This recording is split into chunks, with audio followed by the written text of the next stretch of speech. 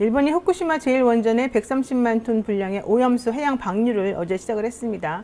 이거 한번 방류되기 시작하면 앞으로 한 30년 정도 계속 될 거란 얘기인데요. 후쿠시마 원전 사고가 발생한 지 약 12년 반, 방류를 공식 결정한 지 2년 4개월 만의 상황입니다. 우리 정부는 방류 계획과 다른 상황이 생기면 즉시 중단을 요구하겠다라고 말했습니다만은 얼마나 그 말이 믿을 수 있는 말인지 사실 저는 좀 믿기가 어렵네요. 관련해서 이영채 일본 게이센 여학원대 교수와 함께 이야기 나누겠습니다. 교수님 안녕하세요. 네, 안녕하세요. 네, 오랜만에 뵙는데 항상 현안 때문에 뵙기 때문에 좀 심각하게 얘기를 하는 것 같아요. 자, 우선 여쭤보겠습니다. 지난주 한미일 정상회의를 계기로 한국과 일본이 어느 때보다 밀착되어 있습니다. 우리 대통령 미국 가서 뭐 했나, 그냥 손 들어주고 거시기 하고 온 거 아니냐, 이런 생각이 좀 들었습니다만, 일본에서는, 성과가 있었다고 당연히 생각할 것 같습니다. 이번 한미일 정상회의, 그리고 한일 관계, 일본에서는 어떻게 생각하나요? 네, 일본에서도 이 한미일은 캠프 데이비스라는 곳에 좀 상징성도 있고, 새로운 정기를 맞이했다라고 높게 평가를 하고 있습니다. 무엇보다도 일본은 좀 실질적인 이익을 얻은 게 많죠. 그렇죠. 이 오염수 방류에 대해서 실제 미국과 그리고 한국을 포함해서 승인을 받았다라고 이렇게 이해를 했고, 특히 무엇보다도 일본이 가장 관심이 있었던 것은 서프라이 체인을 확보했던 건데, 이것도 전략적인 부분에서는 성공한 거고요. 그리고 특히 미사일 정보를 동시간에 공유하게 되고, 또 북한에 대한 사이버 테러 공동을 할 수 있게 되었다. 즉 일본은 명확하게 실질적인 이익을 얻어낸 것인데, 오히려 한국이 이 한미일 군사동맹을 주장하면서 특히 미국의 중국 봉쇄 정책에 한국이 들어왔기 때문에 오히려 한국을 좀 걱정하는 논조들이 많이 있었습니다. 이 부분은 특히 한국이 루비콘 강을 건넜다라고 일본의 미디어들이 이야기할 정도로 어떻게 보면은 이 한미일 동맹 쪽에 못을 박아두었다라고 하면서 저래도 되는가 한국이 이런 논조가 있었습니다. 잠깐만요. 루비콘 강을 건넜다 한국이 너무 걱정스럽다. 이게 무슨 뜻입니까? 실질적으로 말하면은 미국이 이번에 내놓은 안은 중국을 군사적으로 봉쇄하는 건데 실제 중국과의 관계에서 경제 의존도가 높고 미중 대립 속에서 역대 보수 정권들도 애매한 입장을 취했죠. 그렇죠. 그런데 윤석열 정권이 명확하게 이 군사적인 입장 표명을 하는 이 동맹안에 동의를 했다는 것들은 중국을 저렇게까지 적대시하면서도 이 지정학적인 위치에 한국이 국익을 지킬 수 있을 것인가, 오히려 더 이 안을 정말 실행할 수 있는지 지켜봐야 된다라고 할 정도로 한국에게는 경제적인 상황을 보더라든지 북한 문제를 보더라도 중국과의 관계가 필요한데 이렇게 한미일 동맹에 있는 것이 과연 한국의 이익인가, 이런 논평을 하는 거죠. 그러니까 일본에서 보기에도 우리 대통령이 너무 많이 퍼졌군요. 받는 건 없이 다 해주기만 하고. 실제로 일본의 논조에서도 좀 의미 있었던 것은 왜 그럼 지금 시기에 그렇죠. 이 캠프 데이비스에 한국을 불렀느냐. 이것은 윤석열 정권의 여기 지지율을 봤을 때 내년엔 총선거가 있을 것이고, 낮은 지지율 속에서 미국은 대통령 선거를 겨냥을 해서 지금 시기를 선택한 거고, 오히려 지금 이 시점에 한국을 묶어 두는 게 정권이 바뀌거나 선거가 지더라도 오히려 일본이나 미국은 이익을 다 챙겼다. 이러한 분석을 하고 있는 걸 보면 실제 한국에 국익이 있었는가 아주 냉철한 분석인 것 같습니다. 맞습니다. 자, 중국을 적대시함으로 인해서 가장 큰 타격을 입을 나라가 대한민국인데, 대한민국이 그런 거 아랑곳하지 않고 일본과 미국과 발을 맞춰서 북중러에 대해서 아주 각을 세우고 있다. 저러다가 큰일 나겠는데 이럴 정도라는 이 말이 사실은 상당히 중요한 의미가 있는 것 같은데요. 어쨌든 이런 상황이라고 한다면 일본의 기시다는 외교 잘하네, 정말 훌륭하네, 이렇게 인기가 많아질 것 같은데 그렇습니까? 네, 그 한미일 정상회담 하기 직전에 키시다 수상의 지지율은 계속 떨어지고 있습니다. 바로 직후에 아사히 신문의 이 여론조사를 보다도 33%인데 이 3개월 연속 지지율이 떨어지고 있는 상황이죠. 그래서 어떻게 보면 한미일 정상회담이 필요했던 것이고, 조금 아마 회복됐을 것 같은데 이것을 가지고 바로 오염수 방류를 하겠다라고 지금 이 시나리오를 전개하고 있다고 봐야 될 것 같습니다. 그 오염수 방류 얘기는 사실 일본에서도 찬성파, 반대파 계산해 보면은 한 30% 정도만 찬성하고 나머지는 잘 모르겠다가 훨씬 많은 걸로 제가 알고 있거든요. 맞아요? 실질적으로 그렇게 봐야죠. 물론 이제 정확하게 여론조사를 하면 한 50% 정도가 반대일 것인데, 네. 지금 이제 방류가 가까워지고 일본 정부가 이것을 결정을 했기 때문에, 일본인들 성격상 정부가 결정을 하면은 따라가는 거지만, 실질적으로 동의를 하는 건 아니기 때문에, 네. 그 60% 정도는 침묵 속에 지켜보고 있다, 이렇게 봐야 될 것 같습니다. 그 일본 같은 경우에는 정부에서 무언가를 하게 되면 봐라 12년 동안 우리가 이렇게 쌓아놨지만 더 이상 쌓아놓을 것도 없고 정부가 저렇게 나오는 거는 좀 정부가 우리를 사실은 뭐 안전하지 않게 만들 이유는 없으니까 정부 말을 믿는 게 맞지 않겠냐 이런 기류 때문에 국민들이 점점 정부 말에 순응하는 방식으로 이 사고방식이 좀 바뀐다고 제가 들었거든요. 그런가요? 일본은 원래 그 오카미 의식이라 해가지고 위에서 공무원이나 정부 사람이 결정을 하면 무조건 따라가는 방식이 있습니다. 네. 예전에 전쟁도 그렇게 한 거죠. 그리고 이제 또 한 가지는 후쿠시마 이 문제는 워낙 방대한 문제이기 때문에 후쿠시마 지역으로 한정되어서 도쿄 같은 지역에서는 보이지 않게 만드는 거죠. 즉 여론에서 보도를 하지 않으면 잊고 사는 것이죠. 그리고 특히 지금 오염수 문제도 이게 오염수가 방류가 되면 일본 전 해역 모든 지역에 문제가 됨에도 불구하고 마치 후쿠시마 지역의 어민들만의 피해인 것 양으로 계속 보도를 하고 있고 네. 여기에 재정 지원을 받기 때문에 별 문제가 없을 거다라고 이렇게 생각하게 만들기 때문에 시민 의식의 문제도 있지만 미디어와 정부의 교묘한 정책도 있다고 봐야 되겠습니다. 그렇군요. 그런데 어쨌든 정부에서 혹은 기시다가 우리 어민들에게는 피해가 가지 않도록 이러저러한 조치를 취해주겠습니다. 걱정하지 마십시오라고 말은 했어도 어민들이나 후쿠시마 주변에 있는 분들은 안 된다. 방류 금지 소송을 내겠다. 뭐 이런 얘기까지 지금 나오고 있습니다. 어쨌든 그럼에도 불구하고 반대하는 여론이 더 두드러지게 나오는 건 맞는 거죠. 그렇죠. 어제만 하더라도 방류와 관련돼서 후쿠시마 주변의 현에서도 계속 반대 집회가 있었고요. 네. 키시다 수상하고 만난 이 전국 어민 대표도 그 자리에서도 인정할 수 없다라고 공식적으로 이야기를 할 정도로 실제 어민들의 입장에서 봤을 때는 이것은 생계 수단을 다 잃어버린 것이죠. 네. 지금 현재 이 후쿠시마 지역의 어업의 생산량은 3.11 방사능 사태에서 비교하면 약 20% 정도 이제 회복된 단계이죠.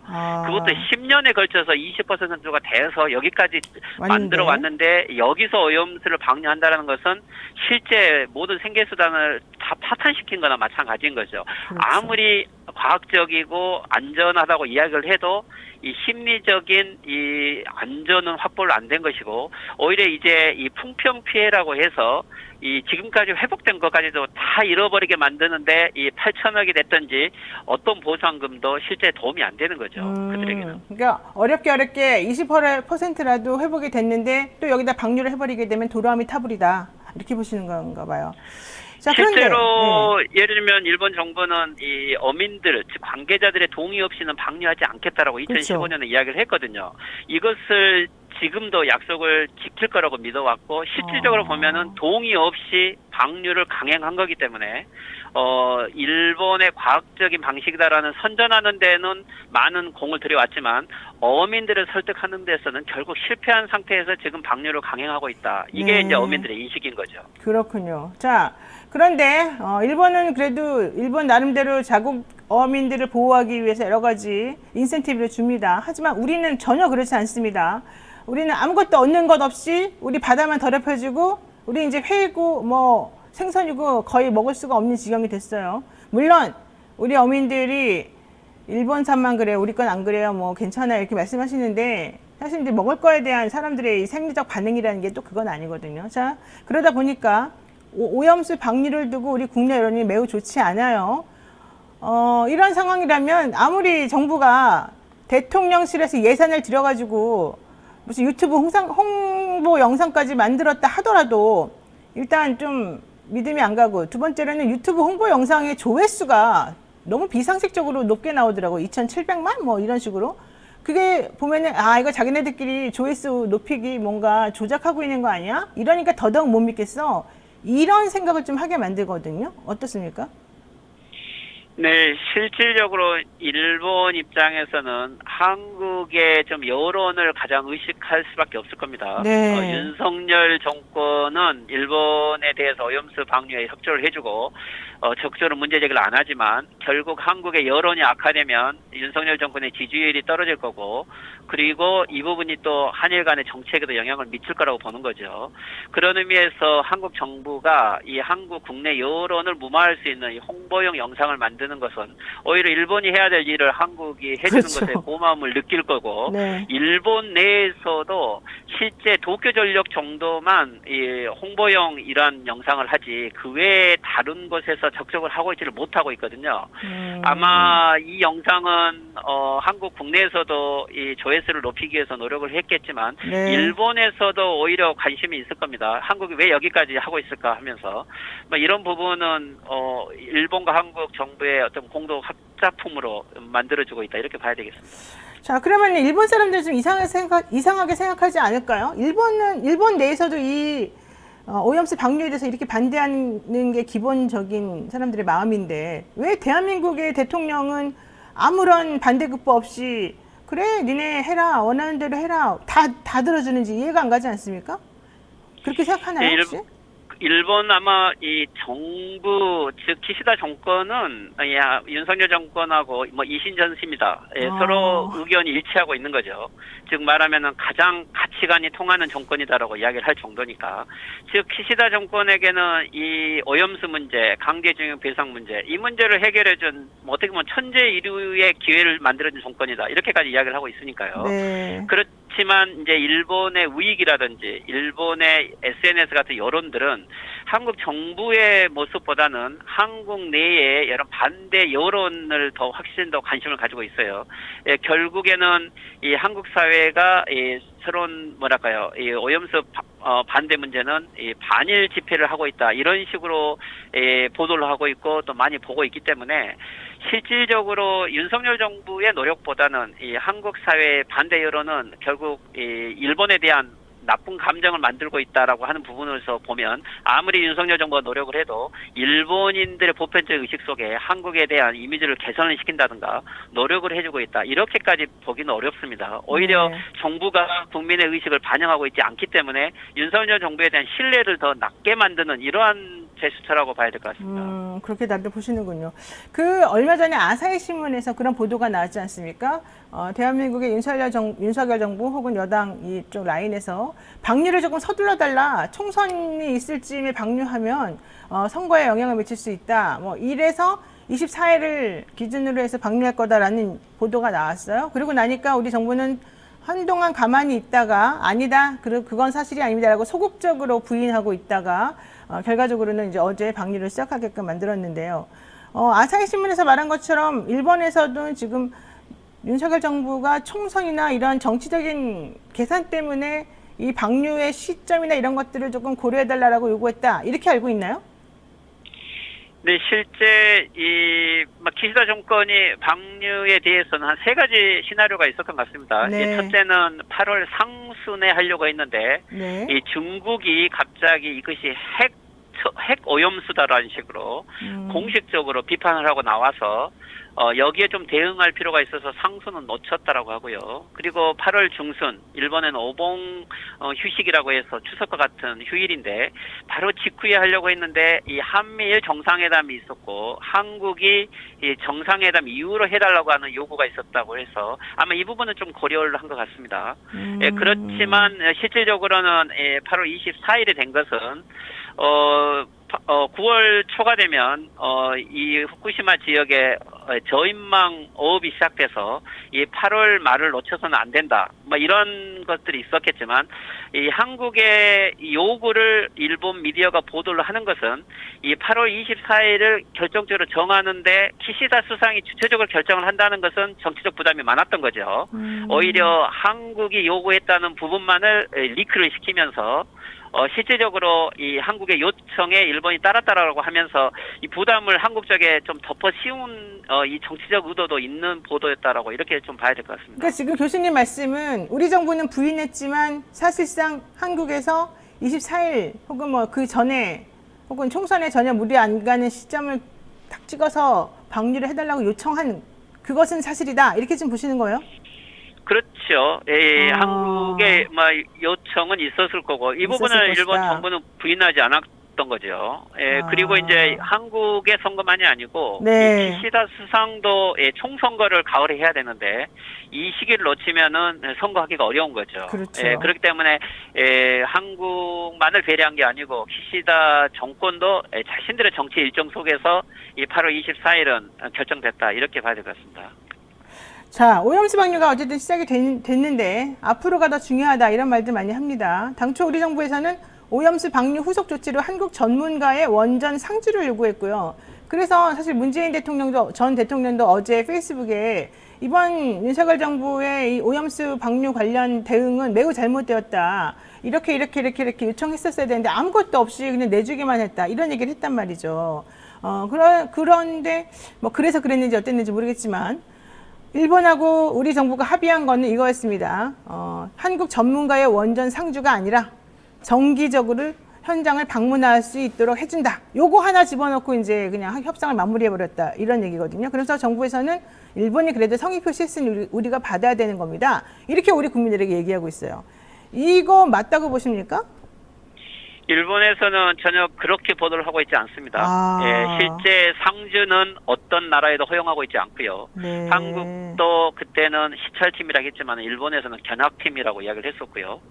그리고 현재 거기에서 상주를 가지고 있는 권한은 IAEA만이 할 수가 있는 거죠. 네. 그렇기 때문에 아마도 이것은 IAEA가 한국이 정기적으로 현장 방문할 수 있도록 협조하겠다라고 이해를 해야 될 것이고 일본 정부나 도쿄 전력이 한국을 상주시키지도 않고 현재 있는 주민도 참가를 하고 있지 못하고 일본의 어떤 시민단체도 참가를 하지 못하는 당사자들 참가를 못하고 있는데 한국 정부를 거기에다가 정기적으로 현장 방문에 일본 정부가 허가할 수는 없는 거죠. 그것은 어떻게 보면 한국 정부에서도 왜곡된 설명이라고 이렇게 봐야 됩니다. 알겠습니다. 자, 어쨌든 중요한 거는 우리가 지금 하고 있는 여러 가지 행동들을 일본도 사실은 일본 국민들조차도 이해를 제대로 지금 못하고 있다. 뭐 이런 것 같습니다. 자, 기시다 총리는 이번 오염수 방류를 통해서 오히려 지지율 상승을 기대하고 있다. 이런 얘기도 들었습니다. 기시다에 대한 여론, 국민들의 선호도, 호감도 이런 것 좀 좋아지고 있나요? 실질적으로 아까 말씀드린 것처럼 아사히 신문이 19일, 20일 한미일 정상회담 직후 여론조사가 이 33% 기시다 정권 지지고 자민당은 28% 지지로 3개월 연속 하락 국면인 거죠. 네. 가장 큰 이유는 뭐 일단은 이 마이 넘버 카드라고 해서 주민등록 번호 같은 등록에 자기 프라이버시 정보가 노출된 것이 결정적인 이유이기도 하지만 더 큰 이유는 기시다 수상의 리더십 발휘를 못하고 있는 거죠. 그래서 이번에 오염수 방류를 지금 여기에서 하는 것은 리더십을 발휘하겠다고 하는 하나의 조치인데 이것은 일본 보수 우익들의 지지율을 확보할 수 있을지 모르겠지만 이것이 점점 확대되어 가면은 중도층들이 오히려 기시다 수상을 외면할 수 있는 이러한 경향들이 됩니다. 그래요. 오늘 중국이 어제 강력하게 수산물 전면 수입 금지를 취해버렸죠. 이게 지금 일본 정부에서는 예상치 못한 상황인데 이게 이 후쿠시마 수산물만이 아니고 전국 어민을 대상으로 조치가 나와버린 거기 때문에 그렇다면 일본의 자민당의 지지 기반은 농촌이나 어업 분야 같은 이런 지지층들이 기시다 수상을 외면할 수 있는 상황이 생기는 거죠. 정권에게는 치명적인 영향이 있을 수 있어서 이 리더십이 어떻게 발휘될지 아마 기시다 수상에게는 시험대가 이제 열렸다 이렇게 봐야 될 것 같습니다. 자, 살기 좋은 내 나라님께서 댓글로 어제 노랗게 퍼지는 오염수를 보니 내 밥상에 독이 뿌려지는 느낌마다 들더군요. 너무 속상했습니다. 이렇게 말씀하셨는데 하나만 여쭐게요. 사실 우리나라 동해, 일본에서는 뭐 일본에다 이렇게 나중에 얘기하고 서로 좀 그런 부분에 있어서 호칭 가지고 계속 얘기가 있었습니다만 미국에서는 그래도 그동안에 중립적으로 일본해라고 했다가 동해라고 했다가 조금 유보적 표현을 썼었어요. 그런데 이번에 한미일 캠프 데이비드에서의 회동 전에 확인한 바에 의하면 미국은 공식적으로 동해를 쓰지 않는다, 일본해라고 한다 이렇게 했단 말이죠. 우리 한국 입장에서 너무 황당했지만 일본 입장에서는 너무 뿌듯했을 것 같습니다. 왜 이런 전격적으로 이런 결정이 났고 앞으로 이걸 어떻게 받아들여야 될지 좀 설명 좀 들어볼까요? 실질적으로 이 미국의 국방부가 이것을 일본어로 표기하는 것은 미일 공동훈련 중에 일본어로 표기하는 게 서로에게 효율적인 거죠. 그런데 한미일 군사동맹이라고 한다면 네. 오히려 동해 표기를 해줘야만 이게 균형이 맞는 거죠. 그렇죠. 그런데 일본어로 표기했다는 것은 이 한미일 군사동맹을 미국이나 일본은 한국과 동등한 존재로 보고 있지 않는 거고 오히려 이 한일 간의 세력 관계를 봤을 때, 한국이 전혀 문제 제기를 하고 있지 않기 때문에, 오히려 미일 관계가 더 돈독해지고 있는 상징이고, 이 한국은 말 그대로, 오히려, 경제적이고 정치적인 이익만 내주고, 실질적인 이익들은, 다 잃어가고 있는 국면이다라는 것을 미국도 판단을 하고 있고, 이것이 정치적으로 이 일본해가 공식적으로 표기되었다. 이게 현실적으로 한국의 국제적 지위를 보여주고 있다라고 이렇게 봐야 될 것 같습니다. 그러니까 일본이나 미국이나 한국이 뭐 하라는 대로 하자는 대로 다 해주니까 그리고 적극적으로 이해하거나 이런 거 전혀 없으니까 이 기회에 한번 못을 박아버리자 이렇게 생각했다는 겁니다. 아유, 제가 말하면서도 제가 버벅거리게 되네요. 오늘 말씀 여기까지 들어야 될 것 같습니다. 고맙습니다. 네, 수고하십시오. 네, 최근 노동자 안전사고도 곳곳에서 발생하고 있고 이 노동 관련 법안 개정은 지금 거의 전무하다시피 하고 있고 상황은 점점 나빠져 가고 있는 게 아닌가 생각이 듭니다. 정부와 기업에서는 어떠한 책임도 지지 않고 있는 그런 상황이기도 하죠. 노동자 관련해서 한번 민노총 대변인 한상진 대변인과 함께 이야기 나누겠습니다. 어서 오십시오. 예, 안녕하세요. 네. 우선 이 얘기부터 해보죠. 어제 법원에서 1박 2일 집회를 주도했던 건설노조 간부 2명에 대한 영장을 기각시켰습니다. 서울 도심에서 1박 2일 집회를 진행한 전국민주노동조합 총연맹 건설노조 간부에 대해서 영장이 원래 처음에 신청이 됐었고요. 여기에 대해서 건설노조는 보여주기식 영장이다 이러면서 반발했었단 말이죠. 결론적으로 법원에서도 다소 시민들에게 불편을 끼친 거는 맞다. 1박 2일 집회 관련해서. 하지만 그렇다라고 해서 이 사람들이 무엇을 특별히 영장을 발부할 만큼의 잘못을 저질렀다고 보기는 좀 어렵다. 특히 도주 우려가 없다. 이런 얘기를 했습니다. 여기에 대해서 이민수 영장전담 부장판사는 기본적인 사실관계를 대체로 이분들이 인정을 하고 있고 증거의 상당 부분이 확보되어 있으며 특히 도로법 위반 등의 일부 범죄에 대해서는 법리적 다툼의 여지가 있다. 이렇게 말했습니다. 근데 경찰에서는 그러면 왜 영장을 이렇게 무리해서 청구를 한 걸까요? 일련에 좀 벌어지고 있는 건설노조 탄압의 일환이었다라고 보여지고요. 네. 마찬가지로 아시겠지만 이제 구속영장이라고 하는 것은 이제 증거인멸의 우려가 있거나 그렇죠. 도주의 우려가 있을 때 이제 구속해가지고 이제 조사도 하는 건데 이미 몇 차례 이제 조사를 통해서 여러 가지 부분들을 시인했고 인정한 부분들이 있고 또 노동조합의 위원장이 어디로 도망을 가겠습니까? 네. 그러니까 이렇게 무리하게 가는데 이것은 과도하게 이렇게 건설노조가 이런 걸 해가지고 위원장하고 핵심 간부 1명 구속시킬 거야.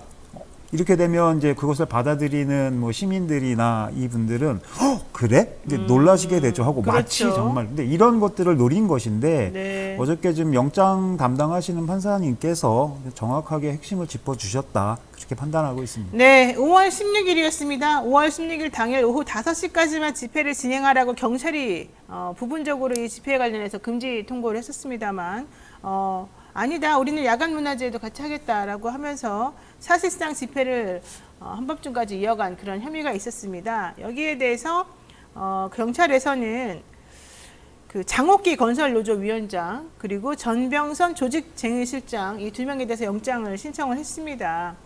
그랬더니 판사님께서 그건 아니다라고 이제 주장했어요. 근데 경찰이 특히 이 장옥기 위원장에 대해서 영장을 청구하면서 도주 우려가 있다고 주장했던 내용은 이분이 거주지가 원래 서울이 아니지 않습니까? 그러니까 서울에 올라올 때는 숙소를 임시로 아마 임차를 해서 사용하나 봐요. 그러니까 임대차가 종료될 때마다 숙소가 바뀌니까 거주지가 불분명하다.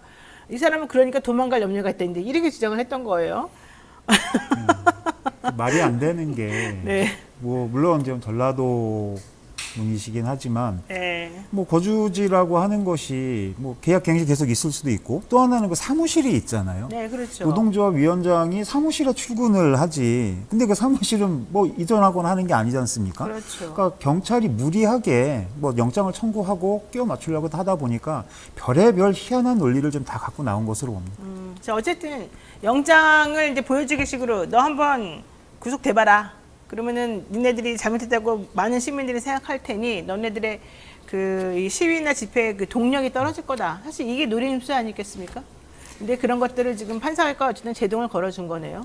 이게 좀 너무 최근에도 이제 뭐 집시법 개정에 대한 이야기들도 나오고 있는데 이게 말 그대로 너무 과도하게 이 기본적 권리를 좀 제약하고 있는 네. 부분에 대해서 이제 많은 부분들에서 이거에 대한 비판의 목소리들이 나오고 있고 네. 우리 사회가 이것들에 대해서 이렇게 좀 호락호락하게 이렇게 정부가 의도하는 대로 그것을 용인하거나 수용하지 않을 것이다라고 생각을 합니다. 네, 자, 이 얘기도 한번 해보겠습니다. 이제 최근 노동자 문제, 특히 이제 안전사고 관련된 문제가 계속해서 얘기가 되고 있는데요. 가장 최근에 난 얘기 중에 하나가 SPC그룹 하청 노동자가 또 기계에 끼어가지고 유명을 달리하는 그런 사고가 있었습니다. 이게 이제 최초의 그 삼립인가요? 거기서 어쨌든 이 노동자가 기계에 끼어가지고 문제가 됐었을 때에 비하면 이번 사고에 대해서는 다들 조용하고 있어요. 저는 이것도 사실은 좀 너무 끔찍하다. 이게 지난해 10월에 있었던 그 첫 번째 사고에 이어서 10개월 만에 또 벌어진 사고인데 이거 어떻게 봐야 됩니까? 일단은 뭐 SPC 뭐 대부분들 많이들 아시겠지만 이렇게 좀 흔히 이야기하는 파리바게트, 그렇죠. 뭐 삼립, 샤니, 뭐 샤니, 식금류 업계의 뭐 엄청난 대기업이죠. 작년 10월에 그 SPC의 계열사인 SPL 평택 공장에서 20대 노동자가 이제 끼임사 당하고 그때 이제 사회적 공분이 되게 많았죠. 네. 결국은 뭐 SPC 허인회 회장이 나와서 머리까지 숙였는데 그 10달이 채 지나지 않아서 또 같은 사고가 이제 성남에 있는 이제 제일 큰 공장에서 이제 똑같은 끼임 사고가 난 거예요. 똑같은 죽음의 무게가 다 다르지 않은데 왜 그때하고 좀 다르냐라고 말씀하셨는데 우리 사회의 중대재해 노동자의 사망이 너무 비일비재하게 일어나는 거고 여기에 대해서 무감각해지는 겁니다. 왜냐하면 뭐 법을 만들었습니다. 김용균 노동자 죽음 이후에 정말 많은 법을 만들었는데 이 법이 제대로 작동하지 않는다라고 하는 거예요. 그러니 결국은 우리가 뭘 이야기를 해도 바뀌지 않을 거야. 네. 기업은 바뀌지 않아. 처벌받지 않아. 뭐 이런 자괴감 내지는 이런 부분들에 대한 것들이 좀 크게 작용할 것 같고요. 또 반대로 극부적으로 기업은 이 중대재해처벌법이라고 하는 거에 대해서 전혀 두려워하지 않습니다. 네. 대통령이 계속해서 신호를 주고 있거든요. 뭐 아시는 것처럼 뭐 최근에 뭐 킬러 규제 뭐 이야기하면서 기업의 경영 활동을 방해하는 네. 성장을 방해하는 것들 규제를 해소하겠다. 그 중에 하나로 잡아넣은 게 중대재해처벌법입니다. 또 심지어는 마트에서 일하는 노동자들도 뭐 주말이면 그래도 한두 번 정도는 가족들하고 보낼 수 있게 하자라고 하는 취지로 마트 의무 휴업일을 지정해 놨는데 이거 안 된다라고 하면서 깨겠다라고 하는 거예요. 네. 결국은 기업이 바라는 대로 대통령이 다 해준다. 뭐 이런 것들이 같이 기업의 입장에서 신이 난 거죠. 힘을 얻는 무슨 거죠. 얘기가 있거나 무슨 쟁점이 생겼을 때 항상 대통령이나 여당의 시각은 기업 중심적이라는 거예요. 그러니까 항상 그 양면이 있겠죠. 뭐 이쪽에서 바라보는 시각이 있고 반대쪽에서 바라보는 시각이 있을 텐데 그러면은 위정자들은 균형 잡힌 시각에서 얘기를 해주고 정책을 만들어줘야 되는 건데 항상 이쪽 편만 들어주는 거죠. 그렇게 되면은 그 누구라도 그럼 우리는 어디 갔냐, 우리의 인권도 생각해줘라, 대책을 만들어달라 하는 메아리가 아무 소용이 없어지는 거가 되잖아요. 그러다 보니까 점점 봐라, 우리가 이기지, 니네 아무리 깽깽거려봐라 소용없는 거 아니니, 이렇게 나오는 것 같아요. 그러니까 말씀하신 대로 이게 뭐 제도권에서 정치하시는 분들은 어쨌든 뭐 다양한 목소리를 들어야 하지만 그 다양한 목소리라고 하는 것이 이렇게 좀 기계적인 중립이 아니라 네. 가지고 가야 될 기본적인 가치라는 게 있거든요.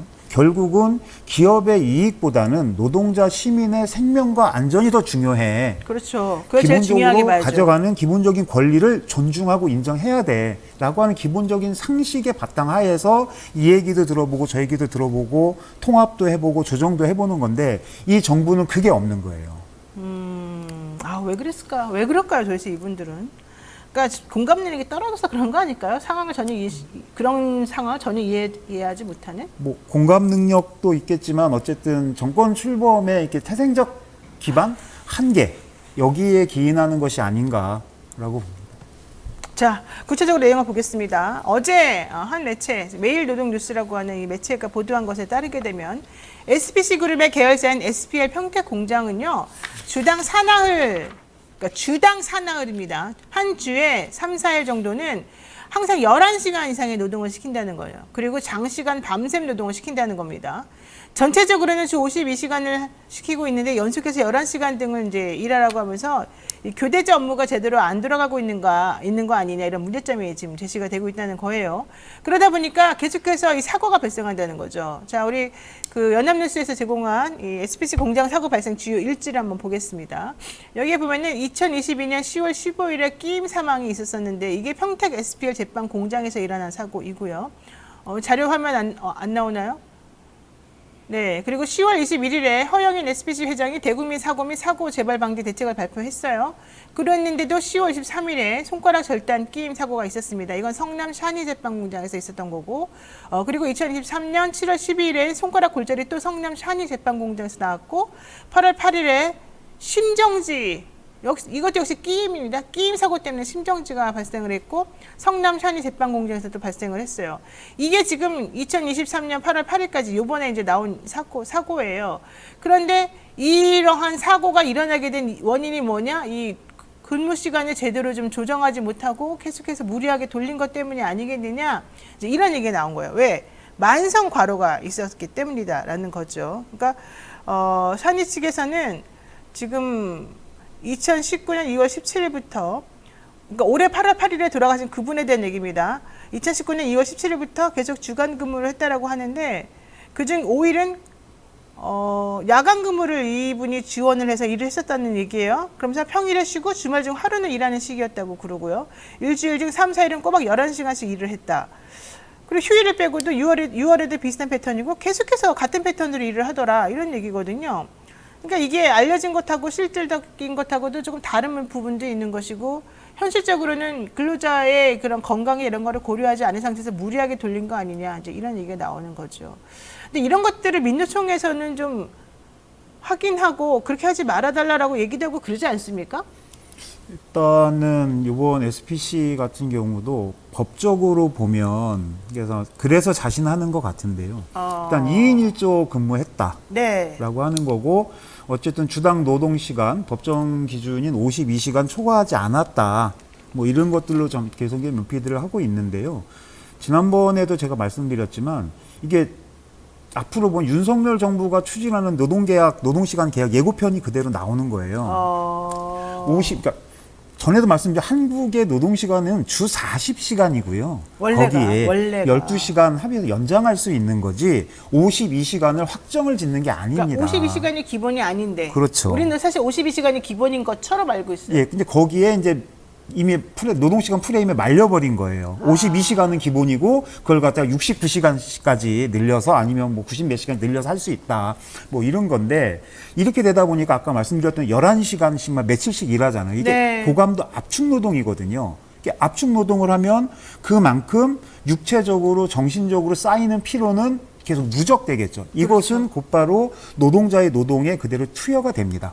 그러다 보니까 신체 리듬이나 이제 반복되면서 누적이 되게 되면 신체 리듬이나 주의력이 떨어지게 되고 그걸 기본적으로 뭐 안전사고나 네. 중대재해 발생 위험이 되게 높아져 있는 거죠. 특히나 왜 지금 뭐 빵 성수기도 아닌데 왜 이렇게 그러면 압축 노동을 하냐. 네. 근데 제과업계 같은 경우는 1년에 큰 대목이 이제 연말 특수거든요. 네, 크리스마스 그때 케이크를 만들어내기 위해서 봄, 여름, 가을을 계속 공장을 돌리는 거예요. 해가지고 물량을 재놓고 그것을 이제 성수기에 내보내는 거니까 지금도 제빵 공장에서는 노동자들이 고강도의 장시간 노동, 압축 노동에 투입이 되는 거죠. 그것에 필연적으로 나올 수밖에 없는 사고였다라고 하는 겁니다. 자, 그런데 SPC 그룹은 지난해 대국민 사과하면서 근본적인 대책 마련하겠다 1천억 원 정도 들여가지고 설비 투자 제대로 하겠다라고 했습니다만 결과론적으로는 안 된 거라고 봐야 되는 거 아닙니까? 그렇죠. 그러니까 작년 10월 달이죠. 아까 말씀드렸던 대로 이제 허인혜 회장이 이제 고개를 숙였습니다. 네. 재발 방지 약속을 했는데 실제로 그 이후에 어떤 것들이 지켜졌는지는 잘은 모르겠습니다. 왜냐하면 네. 작년 10월 이후에도 이번에 좀 사고가 났었던 성남 공장에서 노동자들이 끼임에 의한 이 손가락 절단 사고가 있었어요. 네. 2건이나 있었고 또 사고가 났던 그 기계는 2년 전에도 동일한 사고가 있었던 기계입니다. 그러면 안전장치를 확보하고 이것저것 하기 위해서 예산을 투여하겠다라고 했으면 네. 여러 가지 것들을 봐야 하잖아요. 근데 그런 것들이 정말 이루어졌는지, 근데 SPC는 그것을 공개하지 않고 있는 거죠. 심지어는 네. 국회의원들이 하고 중대재해 관련된 법률가들이나 전문가들이 샤니 공장에 갔을 때 그것을 공장 진입을 막아서기까지 했었습니다. 못 보게. 예, 뭐 나중엔 들어갔지만 결국은 이런 것들이 SPC 허인혜 회장이 작년 10월에 고개를 숙였던 것은 말 그대로 연평일 수밖에 없었겠다. 아시는 것처럼 아까 연말에 우리 죄송합니다. 파리바게트, 던킹 이런데 우리 시민들 많이 가잖아요. 네. 이 이미지로 먹고 사는 거예요. 그렇죠. 근데 이것에 대해서 치명적인 하락이 오면 이것은 곧바로 매출 감소로 이어질 테니까 그 약속, 그것 때문에 궁여직체 약속을 했는데 그것마저도 지키고 있는지는 정말 제대로 한번 살펴봐야 한다. 네. 그런데 이제 또 문제가 되는 게 지난 2월에 강동석 전 SPL 대표 등이 중대재해 처벌법 위반 혐의로 검찰에 송치가 됐는데 원래 오너가 허영인 회장인데 이분을 이 사람을 처벌해야 된다고 했지만 법인이 별도이기 때문에 네. 직접적으로는 처벌할 수 없다. 그렇게 해가지고 지금 이 강동석 씨가 사실은 검찰에 송치가 된 거거든요. 근데 문제는 6개월이 지났는데 아무것도 이루어지지 않고 있다는 거죠. 그때도 아마 시끄러우니까 그냥 일단 한번 이렇게 마치 뭔가 하는 것처럼 넣어놓고 그다음에 시간을 봐가지고 좀 무혐의나 이렇게 좀 정리해보자 뭐 이런 얘기인 거 아닐까라는 의심을 좀 하고 있었습니다만 결론적으로는 지금까지도 아무것도 진행 안 되고 있다는 걸 보면 상당히 뭔가 이상하게 돌아가고 있다 이걸 알 수 있고요. 아무도 책임지지 않는다 이 말이 정말 맞는 말인 것 같아요.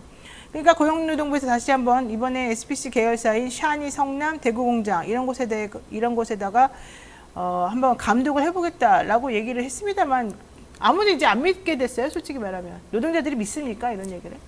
그러니까 최근에 여름철 되면 이제 건설 현장에 대해서 패트롤 해가지고 막 나가고 막 하거든요. 네. 그러니까 이번에도 이제 고용노동부에서 두 곳에 이제 기획 감독하겠다라고 했는데 안 하는 것보다야 낫겠죠. 안 하는 것보다야 낫겠지만 실제로 여기가 점검이 제대로 가고 있는지 안 가고 있는지는 불시에 들어가 봐야 되는 거 아닙니까? 그렇죠. 미리 우리 며칠 날 언제 며칠 몇 명이 갑니다라고 얘기해 놓고 가면 또 거기에 맞춰가지고 준비도 하고 하는 거지 않습니까? 네. 그러니까 실제로는 이 노동부의 이런 안전이나 이런 부분들에 대한 이 것들에 대해서 좀 제대로 역할을 하고 있는가. 물론 고용노동부의 근로감독관들이 상당 부분 많이 채용이 됐고, 안전 문제라든가 집장갑질 문제라든가 이거에 대해서 많이 투여가 되기 때문에 네. 최저임금 위반 이런 거에 대해 신경 쓸 여력이 없다. 이런 이야기를 지난번 최저임금 교섭 과정에서도 했었는데, 근데 문제는 뭐냐면 실효성 있게 해야 되고요. 네. 말 그대로 실효성 있게 해서 조사해가지고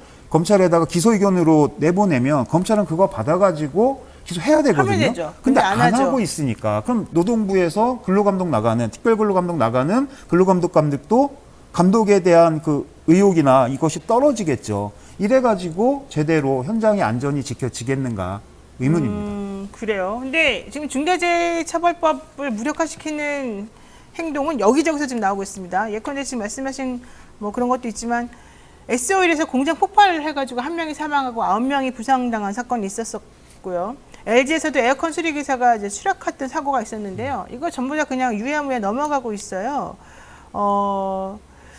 이거 결론적으로는 아마 사실 이 법이 만들어질 때도 그 대형 로펌이라던가 아니면은 큰 기업들에서는 이거 너무 지나치게 책임을 과도하게 기업에만 물린다라고 하면서 분위기를 요상하게 몰아가가지고 결국 이 법안이 정말 엉망진창이 돼서 지금 난장판이 된 법안이거든요. 제대로 된 책임을 못 묻게 만들어서 솔직히 말하면 제가 개인적으로 말하지만 그런데 그것마저도 제대로 기소를 지금 안 하고 있는 상황이고 아무것도 지금 근데 법을 만들어 놓고 유명무실하게 해놓고 다 빠져나갈 구멍을 다 만들어 줬거든요.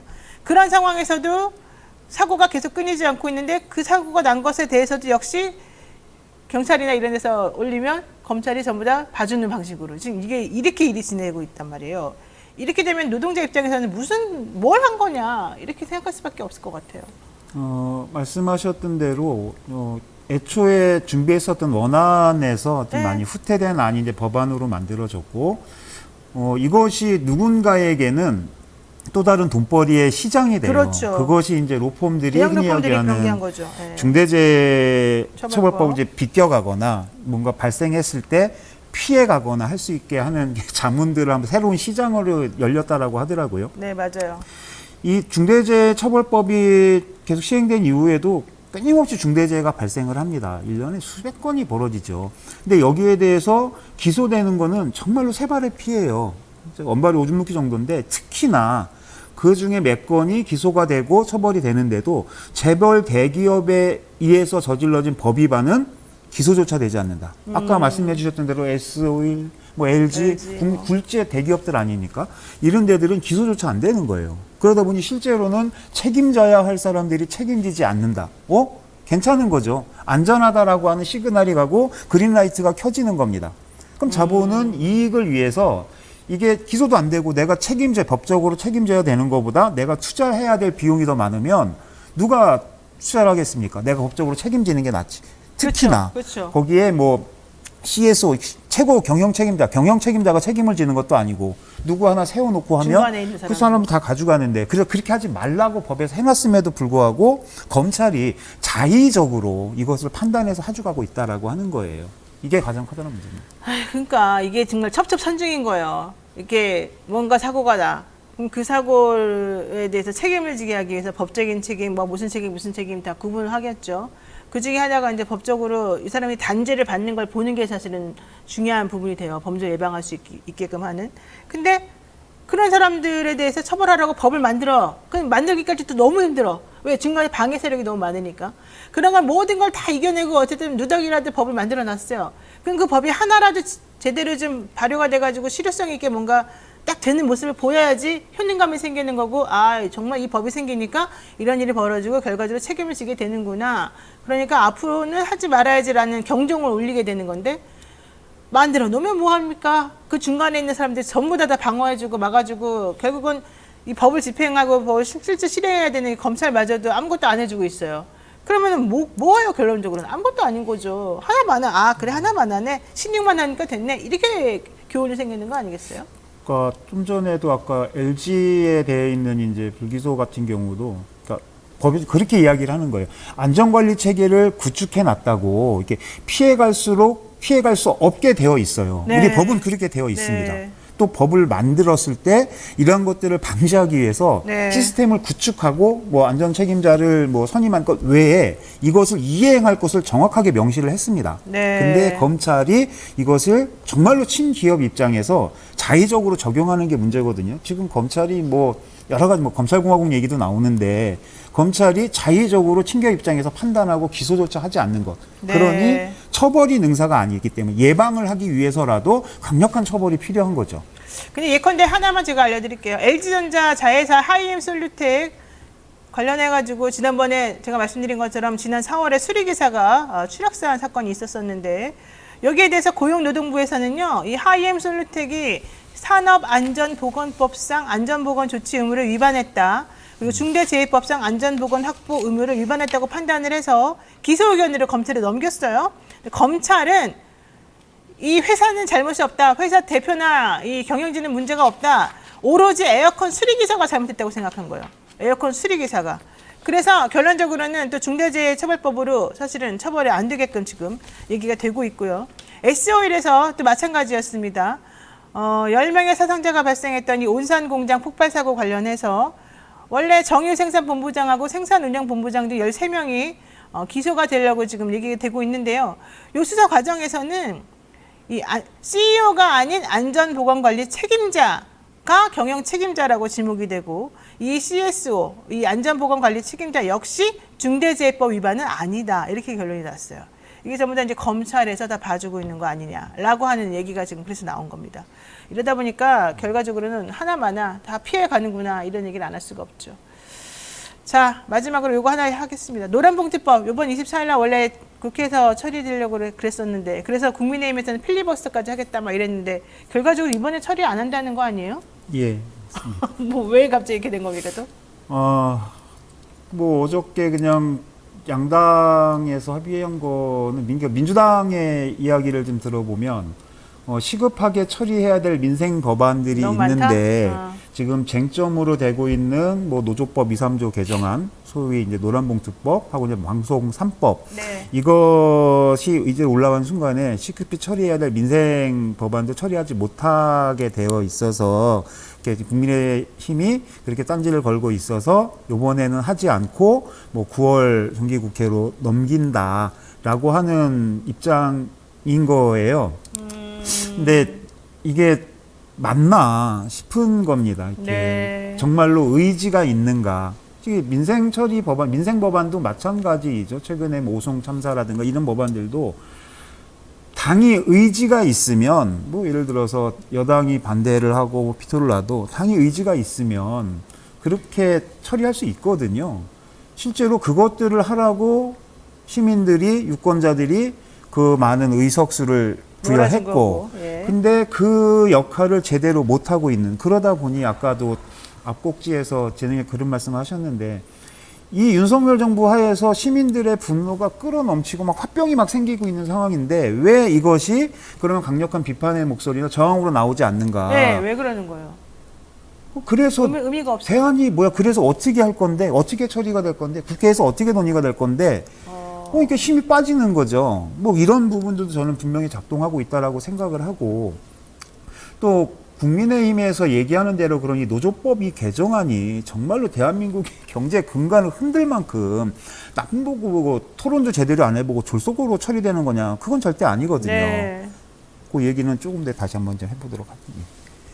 제가 말씀드리고 싶은 건 그거 예전에 이제 우리가 이제 주 5일째 뭐 40일 근무, 40시간 근무하지 않습니까? 네. 이거 처음에 근로기준법 개정할 때도 난리가 난다고 했어요. 앞으로 뭐 노동자들이 6일 근무해야지 왜 5일 근무하냐고 대한민국 경제 말아먹으려고 맞아, 하냐고. 그때 그랬어요. 네. 근데 지금 대한민국 경제 어떻습니까? 세계 10위권 안에 들어가가지고 잘 돌아가고 있습니다. 네. 결국은 근거 없는 억측과 비방으로 이 노동자들의 진짜 염원이거든요. 이 부분을 막아서는 이 정치권의 행태에 대해서 정말로 분노할 수밖에 없고 저희는 적대들을 있겠지만 이거를 통과시키기 위해서 나름의 좀 계획과 노력들을 가지고 사업을 진행을 할 생각입니다. 그걸 하나 제가 이제 시간이 다 돼서 하나만 여쭤보고 정리하려고 그러는데 지금 하나도 문제 해결된 게 없지 않느냐가 사실은 민노총이나 이런 노동계나 이런 쪽에다가 요구하는 바예요. 그러니까 민주당에 특히 요구하는 바이기도 하죠. 사실은 말하자면.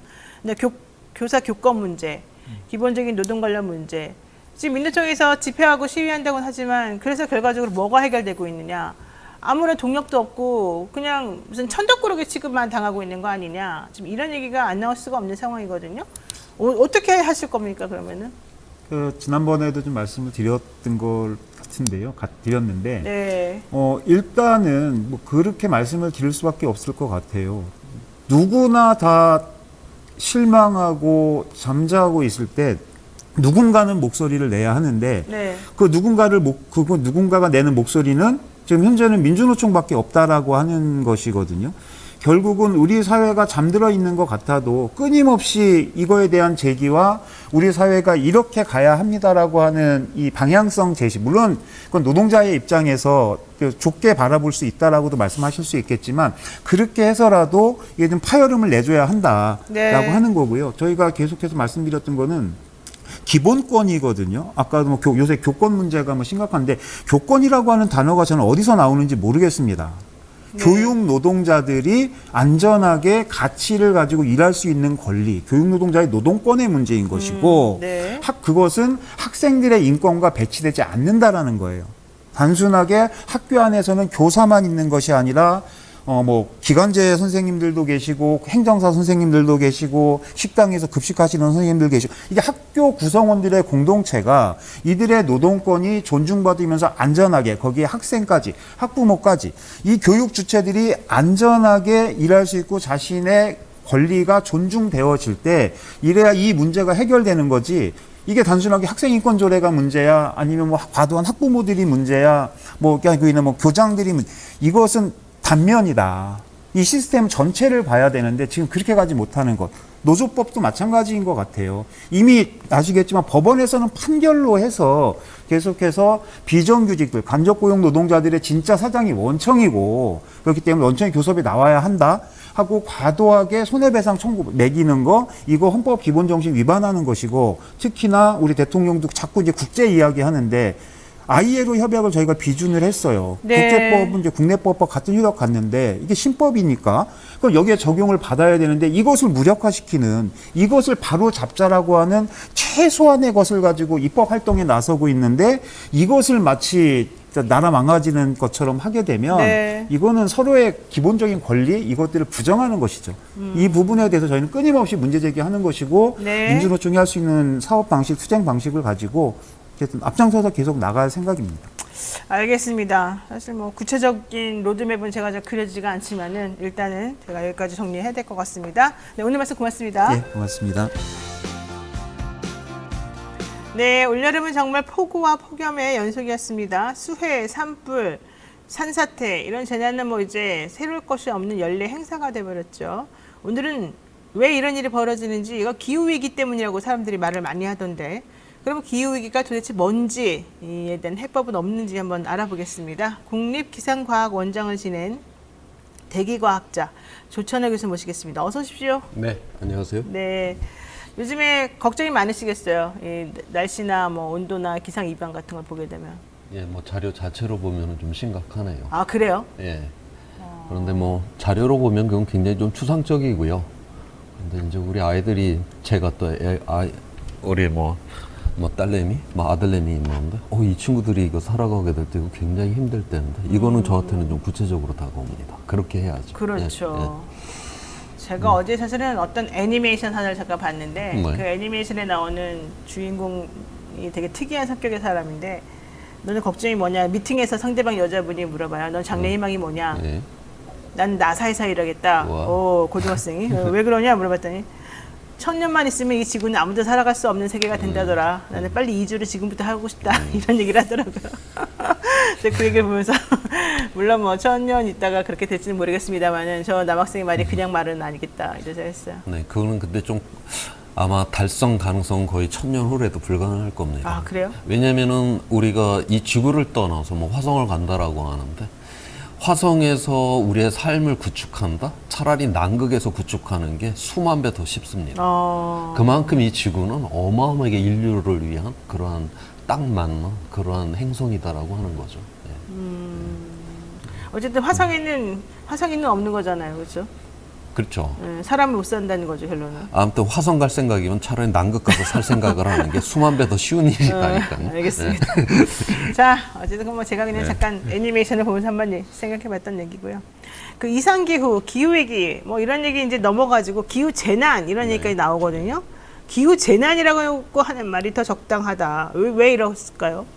원래는 이제 기후 변화라는 말을 썼었는데 네. 기후 변화는 원래 자연에서도 기후 변화라고 하는 것이 있거든요. 근데 오늘날 우리 인간이 일으키는 것들은 이게 기후 그냥 자연적인 변동성을 넘어서 이게 이제 재난까지 오는 위기까지 올 수가 있다. 그래서 뭐 네. 기후 재난, 기후 위기라고 하는 이런 표현을 사용을 합니다. 그러니까는 그냥 일상적인 위기나 일상적으로 조금 평균하고 다른 종류의 기후 변화 이런 거를 넘어서서 그렇죠. 우리가 해결 불가능해질 수 있는 아주 끔찍한 재앙의 수준이다 뭐 이런 얘기일 수 있네요. 예, 그렇게 보는데, 그러니까 우리가 자연에서도 제가 이제 자연 변동성, 자연적인 기후 변화가 있다라고 하는데, 과학자들이 이게 다 계산 가능해요. 왜 자연에서 가장 빠르게 기온이 상승했었을 때 속도가 1000년의 1도거든요. 천년의 일도. 근데 우리 사람들은 화석연료를 태워서 온실가스 농도를 이제 높여서 지금 100년 만에 1도를 상승시켰거든요. 그러니까 자연에서 가장 빠른 속도보다 10배나 지금 빠르게 변화를 시킨다. 네. 자, 그러니까 그 전에 기후가 딱 균형을 맞추고 있다가 이게 이제 속도가 막 이렇게 변화가 일어나니까 네. 균형이 무너지면서 극단적인 날씨가 굉장히 증폭을 하고 있어요. 그래서 지금 보면 1980년도에 전 세계적으로 한 250개 정도의 극단적인 날씨가 발생을 했었는데 지금 현재 800개를 돌파를 하고 있거든요. 지구 평균 기온은 1도밖에 변하지 않았는데 극단적인 날씨는 이미 3배 이상이나 돼버린. 지금 이 상황에서 우리가 이걸 줄이지를 않는다면 이게 굉장히 가파르게 지금 이제 증폭을 하게 될 거다라고 지금 네. 이렇게 보고 있어요. 근데 우리가 딱 생각하기에 1도는 그렇게 높은 도가 네, 아닌 네. 것 같은데도 꽤 네. 큰 영향을 미치나 봐요? 그러니까 거기서 우리가 그 크기를 봐야 되는 게 아니라 바로 변화의 속도를 봐야 된다라고 하는 거. 그 변화의 속도가 빠르다라고 하는 거는 그만큼 극단적인 날씨가 많이 발생을 한다라고 하는 것이고. 여기에 대해서 그 유엔 지금 사무총장이 네. 오늘날의 기후 위기를 갖다가 오늘날 그 기후 지옥을 향해서 가는 고속도로에서 우리는 가속 페달을 밟고 있는 중이다. 그런 표현을 썼는데, 그거를 좀 더 이제 응용을 해서 말씀을 드리면, 지금 현재 실제로 1.1도를 상승시켰어요, 사람이. 이건 고속도로에서 우리가 시속 110km를 지금 밟고 네. 있다라는 거고요. 110km에서 사고가 나면 큰 사고지만 고속도로에서 110km는 우리 정상 속도라고 속도죠. 하잖아요. 네. 근데 우리가 1.5도 이제 막아야 된다라고 하는데 1.5도 이건 시속 150km 밟았다라는 거든 굉장히 위험이 높아지는 거고. 그다음에 파리기후 협약 같은 경우는 2도를 막아야 된다. 시속 200km를 밟는다라고 거의 죽었다 각오를 해야 되거든요. 그래서 지금부터 이제 본격적으로 우리가 보통 시속 한 뭐 130km다. 거기서 10km 가속해서 140, 10km 가속 150. 그 10km 가속할 때마다 위험이 엄청나게 빠르게 증폭하지 않습니까? 그래서 지금 현재부터 이제 우리가 0.1도 올라갈 때마다 굉장히 이제 위험은 가파르게 올라갈 거다라고 그렇게 보고 있습니다. 네. 지금 김대호님이 기후는 급변하는데 대책은 제자리입니다. 재해는 불가피하더라도 인재는 막아야 될 텐데요. 이렇게 얘기를 해주셨는데 이게 뭐 일반 명제이겠죠. 네네. 근데 가능한 명제인가요, 해결이? 가능한 명제이죠. 우리가 이렇게 했으니까 우리가 해결할 수 있는 거죠. 아닌 것 같은데 아무리 봐도. 아니 이게 무슨 뭐 저기 우주에서 무슨 뭐 유성 같은 게 날라와서 지구를 뭐 부수려고 날라온다. 이거야 뭐 인간이 어떻게 할 수가 없는 거지만 이거 우리 스스로 일으킨 일이니까. 아이고 참. 자, 지금 기후위기가 얼마나 심각한지 나는 솔직히 저는 좀 이렇게 딱 와닿지가 않아요. 솔직히 말하면. 요즘은 하도 에어컨도 많이 켜고 그러니까 이게 진짜 더운 건지 안 더운 건지 에어컨 없는 데 가면 진짜 솔직히 더운 걸 팍 느끼긴 하거든요. 근데 주변에 이제 워낙 냉방도 잘 되고 이렇게 보니까 한겨울에도 솔직히 내복 안 입고 다니고 반팔 입고 다니고 막 여름에는 오히려 뭐 외국 같은 경우는 털로 된 앙고라 털 같은 걸 입고 다니는 게 더 멋이라고 또 이런 얘기도 한다는데 그런 거 보면 참 우리가 나쁘다 사실 솔직히 합니다. 자, 지구 온도가 뭐 몇 도 올랐다. 2500년이 되면 빙하가 녹는다. 뭐 남극, 북극 뭐 지금 난리 났다. 이런 얘기 지금 많이들 하는데 결과적으로는 실감을 잘 못하는 게 일반적이라고 봐야 되겠습니다. 근데 오송 참사라든가 새만금 잼버리라든가 뭐 카논 모두 다 기후이기 때문에 결국 원인이었다 이렇게 얘기들을 하거든요. 뭐 오송 참사였는데 비가 워낙 많이 왔으니까 딱 직접적으로 눈이 보이지만 새만금 잼버리 같은 경우도 뭐 혹은 카눈이나 뭐 다른 이런 여러 가지 태풍 위기 이런 것도 전부 다 그냥 기후 위기다 이렇게 봅니까? 그렇게 하나하나의 현상을 갖고서 뭐 기후 위기다 바로 그렇게 이야기하기는 좀 어려워요. 그러니까 뭐 우리나라가 지금 110년 이상의 관측 자료를 갖고 있는 나라인데 예전에 뭐 태풍도 들어오고 폭염도 있고 홍수도 있었고 뭐 다 있었잖아요. 그래서 우리가 하나하나의 현상을 갖고 그렇게 이야기하지는 않고요. 우리가 이게 그러한 어떤 극단적인 날씨가 한번 일어났다. 그러면 이제 자연의 변동성 속에서 그렇게 한번 일어난 우연적인 사건일 수도 있죠. 근데 그 2번 일어났다. 그럼 이제 반복이고 3번 일어났다. 뭐 경향이 있고 4번, 뭐 5번 계속 그런 게 일어난다. 그러면 이제 그때부터 변화라는 그런 표현을 우리가 이제 사용을 하거든요. 그래서 이런 어떤 추세선에서 이게 이제 기후 위기가 점점 강해지고 빨라지고 자주 일어난다. 그렇게 이제 보고 있어요. 최근 들어와서 뭐 우리나라 언론에서 뭐 100년에 한 번 일어날 날씨, 뭐 역대급 뭐 이런 표현을 우리가 그런 날씨다라고 하는 걸 거의 매년 읽고 있잖아요. 그런 거는 원래는 뭐 100년에 한 번, 50년에 한 번 일어나야 되는 게 지금 거의 매년 일어나. 그만큼 이제 극단적인 날씨는 우리 가까이에 와 있다라고 그렇게 보죠. 그래서 그런 변화성을 우리는 봅니다. 그러니까 예컨대 우리가 지금 여름만 되면 태풍이 오더라고요. 태풍이 우리나라는 보통 원래 몇 개가 지나가요? 우리나라 1년에? 뭐 한 두 개. 근데 우리나라 정통으로 통과를 하는 거는 뭐 이제 하나 정도고요. 뭐 옆으로 이제 삐껴가는 뭐 서해로 지나간다든가 뭐 동해로 지나가는 뭐 이런 것까지 다 합치면 뭐 한 두세 개 정도 뭐까지 그렇게 보고 있죠. 1년에 두세 개 정도가 예. 평균이에요. 예. 그럼 이 태풍은 우리가 피할 수는 없는 거죠? 피할 수는 없죠. 그거는 이 태풍, 이 지구상에서 일어나는 모든 뭐 바람이 불고 천둥, 번개가 치고 뭐 비가 오고 하는 거는 열대 지방, 우리 적도 지방은 햇빛을 많이 받고 극지방은 햇빛을 적게 받아요. 에너지 차이가 엄청나게 나죠. 이 자연은 이 에너지 차이, 이 차이를 갖다 그대로 두지 않고 이 불균형을 그대로 두지 않고 이걸 균형을 맞추려고 하거든요. 네. 그래서 이제 열대 쪽에 있는 열을 갖다 북쪽으로 보내는 과정들 속에서 수많은 이제 기상현상이 일어나는데 그 중에서 하나 대표적인 게 이제 태풍이 바로 남쪽에 있는 열을 북쪽으로 올리는 그런 기능을 합니다. 그래서 그거 일어날 수밖에 없어요. 예. 근데 태풍 한 개만 뭐 왔다 갔다 그러면 괜찮을 텐데 저는 계속 기억을 되살려 보면 1년에 몇 개씩 뭐 가을 태풍들 몇 개가 온다 예, 뭐 이런 예. 얘기 계속 들리거든요. 예. 한두 개가 아닌 것 같던데. 그러니까 옆으로 지나면 뭐 그렇게 해서 한 두세 개 정도가 영향권에 들어온다라고 그렇게 영향권에. 보고 있죠. 예. 네. 자, 그러면은 지금 이제 기후 재난이 뭐 일상화가 되기도 했고 이번에 뭐 잼버리 때문에 카눈 이것 얘기도 있었습니다만 앞으로 한두 개만 더 오고 나면 이제 끝이다 걱정 안 해도 된다 이래도 됩니까?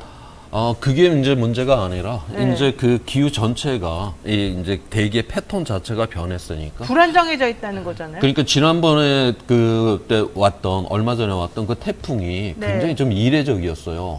원래 우리나라를 그 통과하는 시간은 우리나라 이제 를 딱 들어오게 되면 편서풍 영향을 받아갖고 네. 한 대여섯 시간 만에 이게 쫙 빠져나가거든요. 근데 그거 같은 경우는 12시간 이상을 갔다가 우리나라를 계속 지나갔거든요. 그만큼 우리나라에 오래 머무른다라고 하는 건 그만큼 우리나라한테 위험하죠. 피해를 많이 줄 수 네. 있다. 근데 그거는 지금 현재 그 어떤 기후의 변화에 의해서 북태평양이랑 고기압이라든가 이런 것들이 패턴이 변하니까 옛날하고 이 진로라든가 지속성이라든가 이런 것들이 막 달라지는 이러한 현상들이 좀 나타나고 있습니다. 자, 어쨌든 중요한 거는 이 상황 속에서 우리가 어떤 위치를 차지하느냐, 우리가 어떻게 대처할 수 있느냐 이런 얘기인 것 같은데 특히 그 중에 기후 위기 속에는 기후 약자가 있다 이런 네. 얘기가 있더라고요. 기후 약자라는 게 무슨 말이에요? 우리 전부 다 약자 아니에요? 그렇게 보기는 좀 어려운 게요. 폭염이 일어났다 그러면 주로 이제 야외에서 노동하시는 분들이 많이 그렇게 이제 사망을 하거나 이제 질병에 걸리시고요. 홍수가 났다 그러면은 뭐 산비탈에 사시는 분들이라든가 하천의 저지대에서 어떤 면에서 이러한 그 자연의 재난은 우리 사회에 가장 약하고 가난한 곳부터 그 공격을 이제 하거든요. 그다음에 또 하나는 지금 현재 우리가 기후 위기를 대응을 한다라고 했었을 때 이건 네. 산업의 전환을 의미를 하는 것이고 산업의 전환 이제 이런 화석연료 산업의 전환을 하게 되면 거기에 이제 노동자들의 갑자기 그 일터를 잃을 수가 있다라고 하는 거. 지금 당장 뭐 자동차 전기 자동차로 하게 되니까 뭐 주유소가 줄어든다. 그다음에 이 자동차 정비소가 이제 줄어든다. 이런 것들이 이미 생겨나고 네. 그럼 거기에 많은 인력들이 나오게 되는 거고 그 분들도 다 사회적 약자. 그래서 우리가 이런 전환도 굉장히 정의로운 전환이 필요하다라고 그렇게 보고 있습니다. 그러니까 똑같은 기후를 하더라도 그 기후를 피해서 그냥 예. 편하게 일상을 영위할 수 있는 사람이 있고 예. 그런 걸 못하는 사람들이 있는데 예. 못하는 사람들이 약자군요. 그러니까 기후 위기의 가장 첫 번째 피해 대상자들을 우리가 약자라고 보고 있는 것이죠. 예. 어쨌든 우리는 이제 지금 기후 이상 때문에 힘든 거는 일단 온도가 너무 높아가지고 네. 우리를 괴롭히는 거, 또 너무 추워서 괴롭히는 네, 거, 네. 그다음에 바람이 너무 세게 불어서 괴롭히는 거, 뭐 눈사태, 산사태 이런 거일 텐데 우리나라만 그런 게 아니라 전 세계적으로 지금 끔찍하다는 거예요. 이탈리아 수도 로마가 지난달 최고 기온이 41.8도라고 네. 얘기를 하고 있고 인도 쪽에서는 최고 기온이 45도, 또 미국 같은 경우에는 열돔 현상이라고 하는 게 나타났고 네. 40도가 넘는 폭염에 시달렸다 이런 얘기도 하는데 제가 안 그래도 샌프란시스코 캘리포니아주에 조금 오래 살았었거든요. 네. LA 쪽에. 예. 거기에 있는 정말 완전 사막에 정말 건조한 네. 한 데더라고요. 근데 엄청 더운 떼약볕이 그냥 쭉 내리켜서 제가 거기 조금만 더 살면은 야 이거 이러다가 물은 보지도 못하겠다 이래서 예. 좀 들 정도였어요. 근데 이래도 괜찮아. 난 무서운데 저 이 정도 되면은 너무 높은데. 예. 지금 뭐 우리가 기존에 알고 있는 뭐 폭염이 뭐 강해진다, 뭐 자주 일어난다, 뭐 홍수가 뭐 자주 일어난다. 어떤 그런 지금 현재 수준에서 그런 게 좀 자주 강해진다라고 하는 거는 우리가 회복 탄력성으로 어느 정도 그게 극복이 가능하다. 누군가 물론 피해를 보는 사람은 있지만 전체적인 측면에서. 근데 단순하게 지금 이 기후 위기는 그러한 문제다라고 보지는 않고 있어요. 그러니까 지금 우리가 오늘날 80억이 살고 있는데 이 80억을 먹일 수 있는 유일한 방법은 농업 하나밖에 없거든요. 근데 이 농업은 아무 기후에서나 농업을 할 수 있냐? 아니에요. 지난 12,000년 동안에 굉장히 안정적이었어요. 기후 조건 자체가 농업을 할 수 있는. 우리 46억 년의 지구 역사에서 이렇게 12,000년 동안 안정적이었던 적은 단 한 번도 없습니다. 굉장히 특별했던, 유일했던 이 기후 조건만이 이 80억을 먹일 수 있는 농업이 가능하다라고 하는 거죠. 바로 오늘날 이 기후 변화가 일어난다. 이 강수량의 변화가 일어나고 기온의 변화. 이건 결국 농업 생산물에 이거는 변화를 일으킬 수 있다라고 하는, 결국 우리가 먹을 게 부족한 이러한 세상으로 들어간다라고 하는 거고요.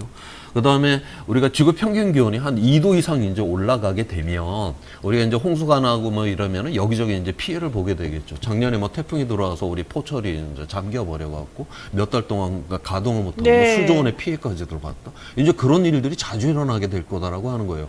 결국 그러면 우리가 이제 그거를 다시 복구를 해야 되지 않습니까? 우리가 공적 자금을 미래를 위한 가치를 위해 써야 되는데 이제 우리는 그런 공적 자금을 항상 뭔가 때려 부서진 다음에 그거 복구하는데 돈을 써야 된다. 2도 이상 이렇게 상승을 하게 되면 그 공적 자금을 복구를 하는 그거를 완벽하게 복구가 불가능할 거다라고 그렇게 보고 있어요. 그러니까 다시 말해서 우리가 이제는 미래에 새로운 가치를 창출하지 못할 뿐만이 아니라 복구조차 이제 제대로 되지를 않나? 이거는 다시 말해서 문명이 쪼그라든다. 문명이 붕괴가 일어난다. 지금 그렇게 보는 거거든요. 그래서 이런 식량의 위기, 그 다음에 이런 문명의 위기로다가 지금 그렇게 내달리고 있다라고 그렇게 보고 있습니다. 어쨌든 그래서 지금 전 세계가 온실가스 국가 감축을 위해서 여러 가지 활동을 좀 하고 있고 모여서 뭔가도 해보자고 주장을 하고 있습니다만은 우리 정부 같은 경우에도 지난 4월 2030년까지 온실가스 배출량을 2018년 대비 40% 정도 줄이겠다라고 지금 얘기를 하고 있습니다. 이게 가능한 거예요? 가능한 게 아니라 이게 지금 이거는 지금 하나의 그런 국제적인 유엔에서 하나의 그런 기준이 다 이미 있어요. 그래갖고 그 기준을 이제 따라가야 되는 것인데 그 가능성의 여부가 아니라 지금 국제적인 그런 수준에 대해서 우리가 이제 할 수 있느냐를 이제 봐야 되는 것이고요. 그 다음에 우리가 이제 탄소 중립 2050년이라고 하는데 그게 30년 후 아닙니까? 그러면은 뭐 에너지의 전환이라든가 뭐 기술의 혁신이라든가 여러 가지들을 이제 해야 되는 것인데 지금 우리 정부에서 지금 그 로드맵이라고 하는 거는 지금 정부에서는 거의 줄이지를 않고 있다가 이 정부가 이제 끝난 다음부터 이제 좀 줄여보겠다. 그러면서 굉장히 과학적이다라고 하는 그런 표현을 썼어요. 그러니까 지금 연구 개발을 해서 이번 정부에서는 그렇게 이제 안 줄이고 있다. 그 다음 정부부터 줄이겠다. 자, 그런데 지금 이 국제 기준에서 2050년 목표만 있는 게 아니에요. 2030년 목표가 있습니다. 2030년에 현재 배출되는 걸 43% 줄여야 된다고 그렇게 보고 있고 그 43%를 줄이려면 지금 당장 줄여버려야지 달성 가능하다라고 그게 국제 기준이에요. 그런데 우리는 몇 년 동안은 전혀 줄이지를 않겠다라고 그렇게 보죠. 그래서 그러면 2030년은 우리가 연구 개발을 하고 뭐 해갖고서 이건 해결할 문제가 아니죠. 현재 우리가 갖고 있는 능력을 갖고 이제 이거는 해결을 해야 되거든요. 그래서 이제 IPCC 보고서에서는 2030년까지 현재 우리 인류가 갖고 있는 이런 기술력으로다가 얼마만큼 이산화탄소를 각 그 부분에서 줄일 수가 있는지 그거 이미 과학적으로 다 계산 다 해놨어요. 그다음에 그 비용까지도 다 계산을 다 해놨고 그래서 우리가 이산화탄소 1톤당 $100 미만의 기술을 갖고서 이산화탄소를 줄일 수 있는 거 2030년까지 그걸 다 계산을 해봤더니 이제 절반 이상 현재 배출량을 절반 이상 줄이고 있다. 그래서 우리가 국제 기준은 우리가 기술이 없고 돈이 없어서 2030년까지 43%를 못 줄이는 건 아니다라고 그렇게 보고 있어요. 그래서 우리가 그런 거 세상을 가고자 하는 어떤 장애물들, 정치적, 경제적 이런 장애물들의 이런 기득권들이 그런 세상을 막고 있기 때문에 못 가는 거지 실력이 없고 지금 기술이 없고 돈 없어서의 문제는 아니다. 그런데 지금 현재 정부는 전혀 지금 뭐 몇 년 지금 당장 줄여야 된다. 그건 현재 기술력으로 당장 줄여야 된다라는 게 이게 국제 기준인데 지금 정부는 아무것도 안 하고 있다가 그렇다고 뭐 특별한 뭐 연구 개발을 뭐 어마어마하게 하는 것도 하나도 없고요. 네. 그냥 말만 지금 내뱉어 놓고 지금 이제 그냥 이 정부는 그대로 가겠다라고 하는 그런 계획을 그러니까 세워놨습니다. 이게 이해가 안 가는 게 문재인 정부보다 산업부는 목표를 더 낮추고 원전 에너지 비중을 높이는 뭐 이제 이런 식으로 주장을 하고 있어요. 근데 솔직히 말해가지고 태양광 포함한 재생에너지 같은 경우는 전부 다 안 한다고 그러고 원전만 계속해서 뭐 어쨌든 하겠다는 거잖아요. 근데 그 안 맞는 거 아닙니까? 모순적이고? 그러니까 이번에 그 IPC 6차 보고서 2030년까지 네. 이제 줄여야 되는 그 이산화탄소를 줄일 수 있는 부분에서 원전도 나옵니다. 네. 나오는데 그러니까 태양광 풍력에 비해서 그 양 자체가 10분의 1밖에 되지를 않아요. 그 다음에 태양광 풍력에 비해서 그 비용은 어마어마하죠. 굉장히 어마어마하게 비싸다라고 네. 지금 그렇게 계산이 다 나와 있어요. 예. 근데 왜 그래요? 이 지구상에서 굉장히 유일하고 독특하게 지금 원전으로 기후 위기를 해결하겠다라고 그러니까 나 그런 하는 얘기 처음 굉장히 들었지. 좀 특별한 그런 나라이기도 합니다. 아. 그만큼 우리는 세계 주류에 일어나는 어떤 흐름에서 완전히 지금 벗어나 있다라고 하는 거죠. 지금 원래는 주류 흐름에 흘러가고 있었는데 갑자기 거기서 딱 이탈한 거 아니에요? 우리나라는 워낙 그 핵발전 이쪽에 그런 어떤 그 카르텔?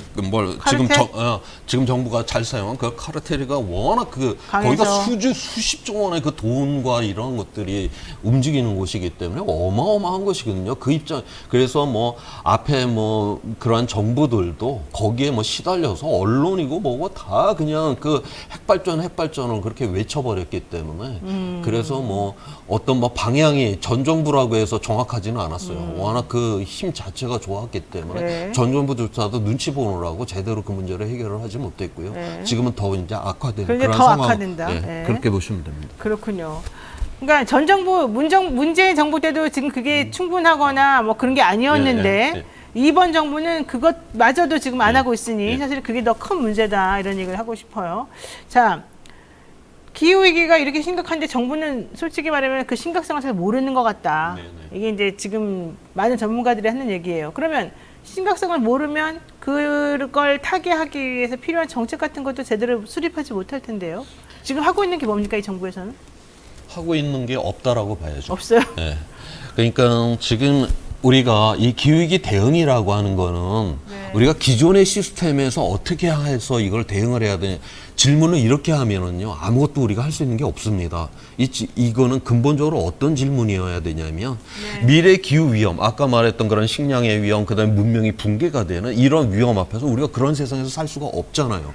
그리고 그 시간이 무슨 2200년, 2300년이 아니라 금세기 안에 네. 지금 이번 세기 안에 지금 일어나고 5년 안에 일어날 일이죠. 우리가 살아있을 때도 일어날 수 있다라고 하는 그 위험 앞에서 그러면 우리가 그런 세상을 살 수가 없으니까 지금 현재 이 시스템을 어떻게 지금 뜯어 고쳐야 되냐 지금 이렇게 보아야 되는 것이거든요. 네. 그래서 우리가 근본적으로 이 문제의 방향성을 갖다 전환을 하지 않으면 그 어떤 정책을 만들어 놓는다 해도 지금 정부가 만들어 놓은 그런 뭐 NDC 뭐 이런 정책처럼 뭐 도무지 뭐 그냥 말장난 비슷한 이런 정책밖에는 만들어낼 수가 없다. 그래서 이건 근본적으로 사고의 전환이 지금 일어나야 될 그런 시점이다라고 저는 그렇게 보고 있습니다. 아, 근데 사고의 전환, 사실 우리는 그래도 예전부터 전환은 좀 일어나가지고 쓰레기 함부로 버리다가 네, 예전에 막 예. 그냥 분리수거 하도 하라 그래서 이것저것 하긴 해요. 저도 집에서 어제 하루 종일 뭐 이거는 씻어서 말려가지고 뭐 어디 넣어놓고 이런 거 많이 했는데 너무 솔직히 힘들더라고요. 네. 근데 외국에서 사는 사람들 얘기 들어보면 그냥 아무 신경 없이 그냥 음식물이고 뭐고 다 섞어서 그냥 버려버려요. 그러면 쟤네는 왜 저러고 사는데 우리는 이러고 살까? 이 생각 하거든요. 네. 근데 지금 이 문제는 그러니까 그러니까 우리가 개인이 이제 그렇게 뭐 열심히 한다라고 하는 그렇게 해서 우리가 뭔가 공동체를 위해서 자기의 그런 불편함을 감수한다라고 하는 거, 그 나름대로 아름다운 일이고 굉장히 중요한 일이고요. 그런데 우리가 그렇게만 해갖고서는 되는 게 아니죠. 예, 되는 게 아니죠. 이건 좋은 세상까지도 만들어내야 되고 지금의 세상을 또 바꿔내야 하는 이런 문제를 갖고 있거든요. 그래서 그 다음에 이것이 그러니까 우리 스스로 우리가 기후위기를 대응한다라고 하는 거는 대한민국 스스로 만든 과제가 아니잖아요. 그렇죠. 이거는 유엔 차원에서 전 세계가 국제 정치적으로 합의를 해갖고 우리한테 지금 강제가 되고 있는 이런 시스템을 지금 의미를 하는 것이거든요. 그래서 내가 뭐 안 하면 다른 곳이 이제 안 하면 뭐 내가 하는 게 아무 의미가 없다가 아니라 바로 이제 국제 정치적 합의 체계. 그래서 98년도 교토 의정서를 맺을 때만 해도 선진국도 우리나라 빼줬어요. 선진국들만 이제 온실가스 줄인다라고 했고 2015년에는 이제는 가난한 나라, 부자 나라 상관없이 다 여기 참여를 해야 된다. 근데 자발적이었어요. 그러면 또 이제 이게 새로운 또 그거 협약을 또 맺으려고 하거든요. 이렇게 되면 앞으로는 더욱더 강력한 그다음에 또 강제 조항까지 더 들어갈 수 있는 그래서 우리가 미리 대비를 하지 않으면 나중에 질질 끌려다녀야 하는 이런 상황이 된다. 그래서 내가 열심히 하는데 남이 안 하는 걸 지금 탓할 그런 상황은 좀 아닌 것 같다라고 좀 그렇게 보고 있습니다. 그래도 네. 우리 이렇게 열심히 하지만 쟤네는 안 하면은 우리가 하는 게 무슨 의미가 있나 이런 생각을 솔직히 할 수밖에 없어요. 그런데 대한민국이 가장 안 하는 나라예요. 아 그래요? 네. 대한민국이 기후 깡패라는 지금 소리를 듣고 있지 않습니까? 왜요? 왜? 그러니까 우리 정도 사는 나라들은 거의 그 2000년 이후에 거의 이거를 거의 늘리지는 않았죠. 근데 우리 같은 경우는 계속 지금 늘려온 그러한 상황이 있거든요. 살만한 놈이 계속적으로 화석연료를 더욱더 태웠다라고 그래서 지금 대한민국은 기후 깡패라고 그러는. 그래서 지금 우리는 열심히 하는데 남이 안 한다. 지금 그게 아니라요. 지금 거의 우리는 뭐 지금 중국, 인도 그 다음 정도로다가 이 배출량을 늘려온 그러한 나라에 속하거든요. 그래서 그래요? 지금 누구 손가락질을 하는 게 아니라 전 세계가 우리를 보고 지금 손가락질을 하고 있습니다. 그러니까 지금. 우리 국민들은 막 집에서 재활용한다고 플라스틱이냐 아니냐고 뭐 종이를 뜯어서 버리냐 마냐 페트병이 투명이냐 이거 가지고 얘기하고 있는데 그런 게 사실 의미가 없군요. 그러니까 국가 정책이 뭐 그렇지를 않으면 이거는 뭐 야. 세계적으로 요구도 없는. 자, 기후위기가 일시적인 현상이다. 이거는 문제도 안 되는 걸 가지고 자꾸 좌파에서 이걸 위기론이라고 말하면서 사람들을 호도하고 있다. 이런 주장도 있습니다. 맞나요? 좌파적인 주장이다라고 하는 그런데 지금 이제 서유럽 같은 경우를 보게 되면 이게 뭐 좌파 정부든 우파 정부가 들어섰던 그 국가 그 아젠다 그러니까 의제의 가장 첫 번째로 기후 위기 대응을 갖다가 이렇게 놨잖아요. 그렇죠. 그러니까 이건 좌우파의 이 문제가 아니다라고 하는 거죠. 이게 왜 좌우파의 문제가 아니냐? 오늘날 이 위기의 본질이라고 하는 거는 이 지구라고 하는 건 물질로 돼 있기 때문에 이게 유한하거든요. 그런데 우리가 여기서 인간의 세상을 무한하게 만들 수 있을 것처럼 내달리다가 지구의 물질적 유한성을 넘어서 버렸어요. 넘어섰다라고 하는 건 이건 뭐냐? 우리가 투자자 입장이라고 하면 투자를 해갖고 그 이제 이익을 갖고 우리가 먹고 살아야 되는 것인데 지금 현재는 우리가 지구가 갖고 있는 생성의 능력, 지속 가능한 생성의 능력을 이미 넘어서 버렸다라고 하는 거예요. 그러니까 지금 현재는 그래서 지금 현재 우리 삶을 유지를 하려고 하면 지구가 한 1.8개가 지금 필요하다고 그렇게 보고 있거든요. 다시 말해서 우리는 지금 현재는 우리는 투자한 잉여를 갖고서 우리가 지금 살아가는 게 아니라 지금 투자 자금을 지금 원금을 지금 까먹고 있는 중이다라고 하는 이런 식으로 원금 까먹다 보면 결국 파산을 해버리는 지금 이러한 상황. 그렇기 때문에 이건 좌우의 문제가 될 수가 없다라고 하는 거죠. 근본적으로 이 지구의 물질적 이 유한성 앞에 우리가 쓸 수 있는 자원, 에너지의 그 유한성 앞에서 우리는 어떠한 태도를 취했냐라는 걸 이걸 묻는 건데 이거를 좌우파의 이 문제로 본다라는 게 좀 한가한 질문이다라고 저는 그렇게 보고 있습니다. 아예 그건 좀 그렇게 연결시킬 만한 건 아니군요. 자, 근데 지금 지난번에 대통령 선거할 때도 얘기 나왔습니다만 결국 기후위기에서 개인이 하는 건 한계가 있고 그거 가지고는 사실 택도 없는 거다. 결론적으로는 기업이 국가하고 같이 손을 맞춰가지고 이걸 타개해야 되는 거다. 그게 바로 아리백 뭐 어쩌고 이런 거 아니겠어요? 네네. 아리백은 정확히 뭐고 이건 어떻게 해결되는 겁니까? 아리백. 그러니까 앞서서 제가 이제 유엔 차원에서 국제 정치적인 이제 합의를 통해서 우리한테 강제가 되고 있는 게 바로 기후위기 대응이라고 제가 앞서 말씀을 드렸고, 그다음에 또 하나는 세계 주류 시장에서 바로 이 기후위기 대응을 요구하고 있다라고 하는 거죠. 그 하나가 바로 아리백, 재생에너지 100%로 물건을 만들어야지만 바로 그런 물건을 우리는 사용하겠다. 세계적인 대기업들이 그런 것들을 이제 선언을 한다라고 하는 거죠. 지금 당장 한 달 전에 독일의 그 자동차 이제 그 기업들이 우리나라 자동차 부품 회사 보고 그 화석연료 갖고 만드는 부품이니까 그거 이제 계약 안 하겠다. 네. 벌써 그러한 것들이 지금 등장을 하기 시작했어요. 그다음에 그렇죠.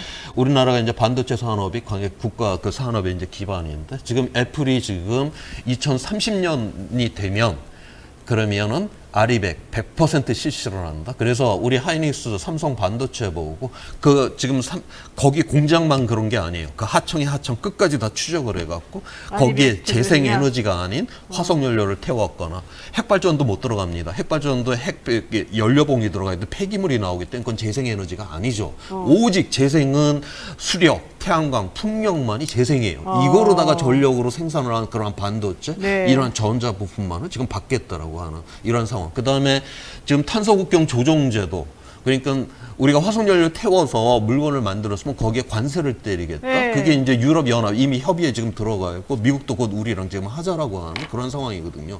다시 말해서 오늘날 우리가 주류 시장에 참여를 한다라고 하는 거는 이제 이 기후위기 대응이라고 하는 거를 반드시 해야만 하는, 지금 대한민국 우리의 영토 안에서 우리의 뭐 식량, 자원, 에너지를 공급받을 수 있는 나라가 아니잖아요. 우리는 세계 주류 시장에 참여를 해야지만 오늘의 삶을 유지하고 발전시킬 수 그렇죠. 있는 그러한 나라인데 그 참여의 조건이 바로 기후위기 대응이 되었다. 그래서 대한민국은 지금 기후위기를 제대로 대응하지 않나? 그러면 뭐 폭염, 홍수 이런 게 문제가 아니라 바로 시장의 위기, 경제 위기, 그것도 이 세상에서 가장 외부 의존도가 높은 이게 세계 수출과 주류 시장에 관련된. 거기에 네. 돼 있는 나라이기 때문에 가장 네. 그 경제 위기를 첫 번째로 당하게 될 나라가 대한민국이다.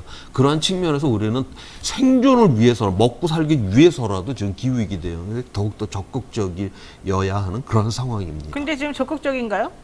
아닌 것 전혀 같은데? 아니니까 네, 저는 전혀 아니잖아요. 전혀 그 거꾸로 나가니까. 그러니까 오늘날의 이 대한민국의 위기는 지금 기후 위기보다도 이 정치가들이 위기를 제대로 인식을 못한다라고 하는 여기에 지금 위기의 그 본질이 있다. 세계의 흐름이나 세계의 기준이나 이런 걸 맞추지를 못하고 우리 전혀 지금 혼자 막 동떨어서 딴짓하고 있는 거예요. 그렇죠. 이때까지 우리가 이 세계 주류 시장에 적극적으로 네. 참여를 해야 왔기 때문에 오늘날 우리가 이런 삶을 유지를 하고 그렇죠. 있는데 바로 그 주류 시장의 참여 조건 자체가 기후위기 대응을 요구를 하는데 진짜 한가하게 우리의 정치인들이 지금 내팽개쳐지고 있다라고 하는 여기에 우리 위기의 본질이 있다라고 저는 그렇게 보고 있습니다. 지금 이 아리백 얘기했지만 솔직히 재생에너지를 어떻게 전체를 다 만들 수 있을까요? 모든 제품을.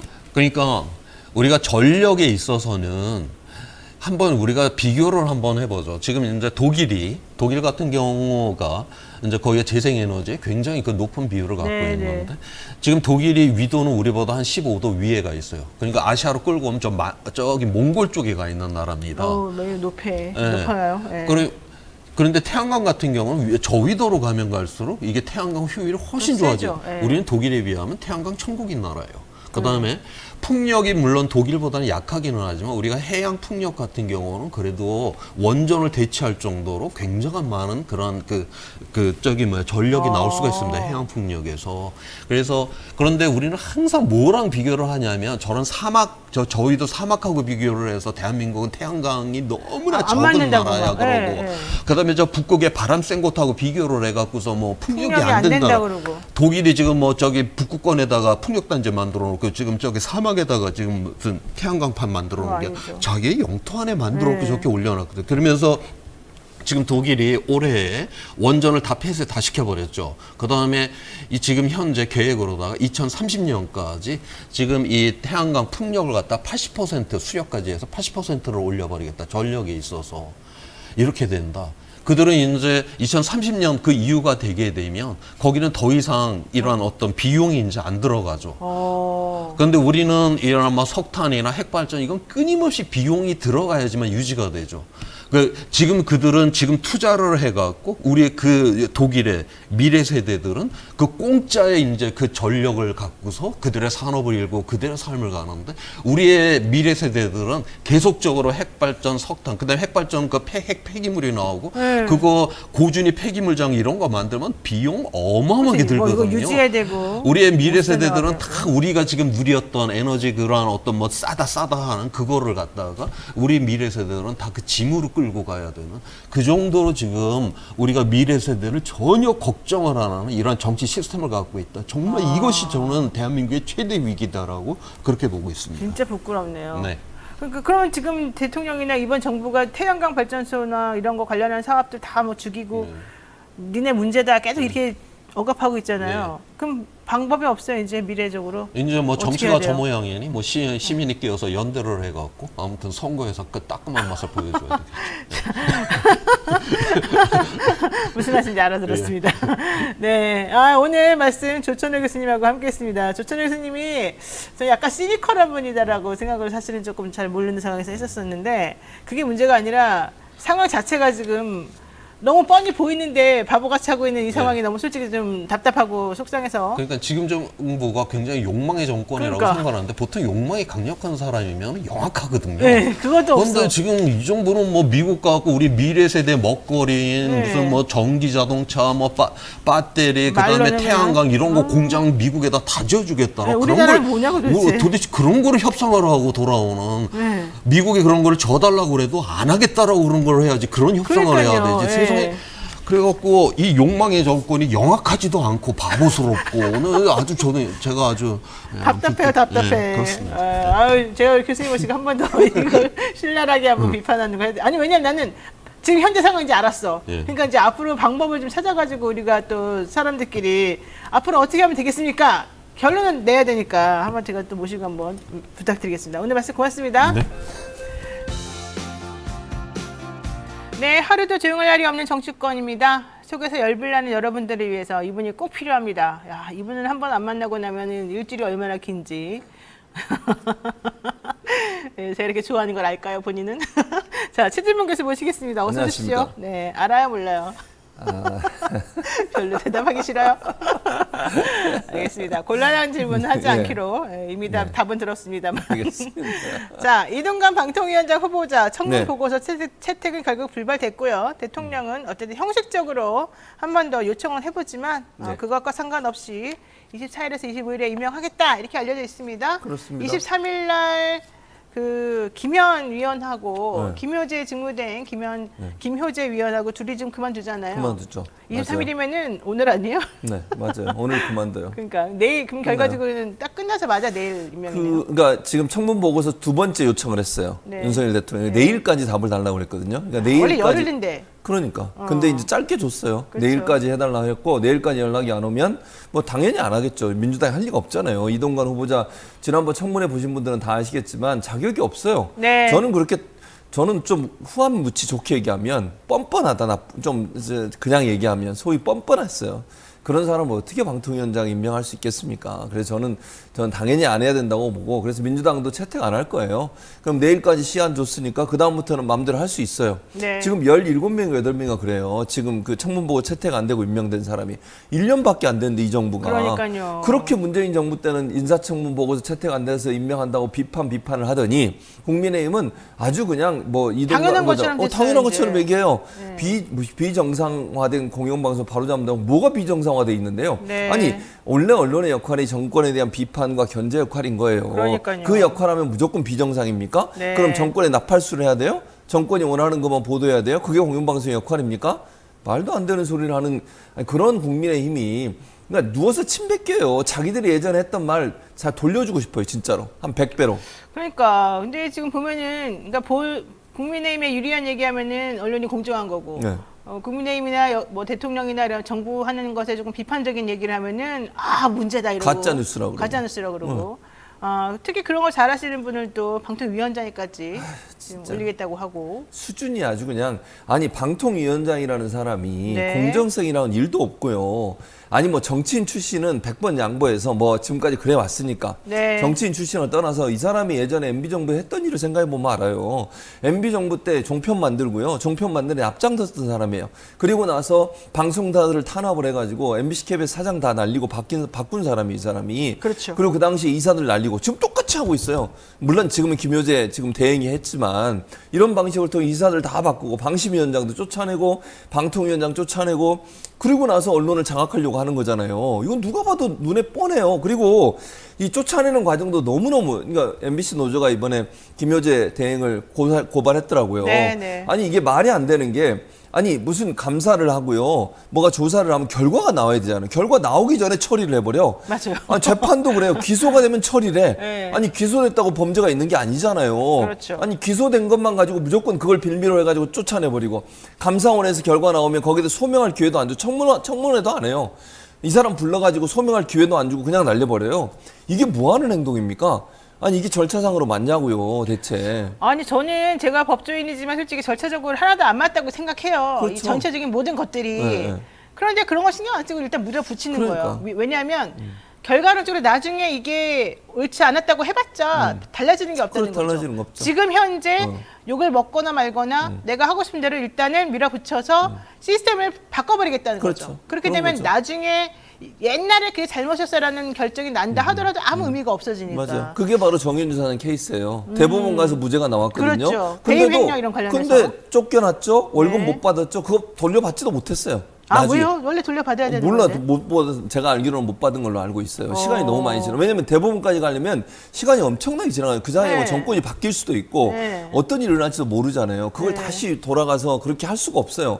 그러니까 그 회복할 수 없는 손해가 발생할 수 있는 거잖아요. 그래서 네. 가처분이라는 것도 있는 거고. 네. 그러면 결과가 나오기 전까지 또는 최소한 소명의 기회라도 줘야 되는 거 아닙니까? 공무원들을 또는 공적 업무를 담당하고 있는 사람을 그 자리에서 해촉시킬 때는 소명할 수 있는 기회만이라도 안 주고 하는 것 자체가 그렇죠. 이건 의도적으로 이 사람들을 쫓아내야겠다는 생각밖에 없는 거예요, 기본적으로. 아 근데 나중에 이거 어떻게 다 그러니까 감당하려고 한두 개도 아니고. 그러니까요. 이거 다 국정감사가 아니라 이건 뭐라 그래야 되지? 이거 뭐 탄핵 받고 나서 했던 게 뭐야 그거? 그것처럼 해야 돼요. 특검 같은 거 해서 나중에 정권 바뀌면요, 이거 다 다시 조사해서 책임 있는 사람 다 처벌해야 된다고 저는 봅니다. 그래요. 기도배님께서 네. 민주당이 지금처럼 이렇게 제대로 일을 못하니까 아나무인으로 행동하고 그러는 거 아니겠습니까? 뭐 이런 얘기 지금 하고 계시네요. 예.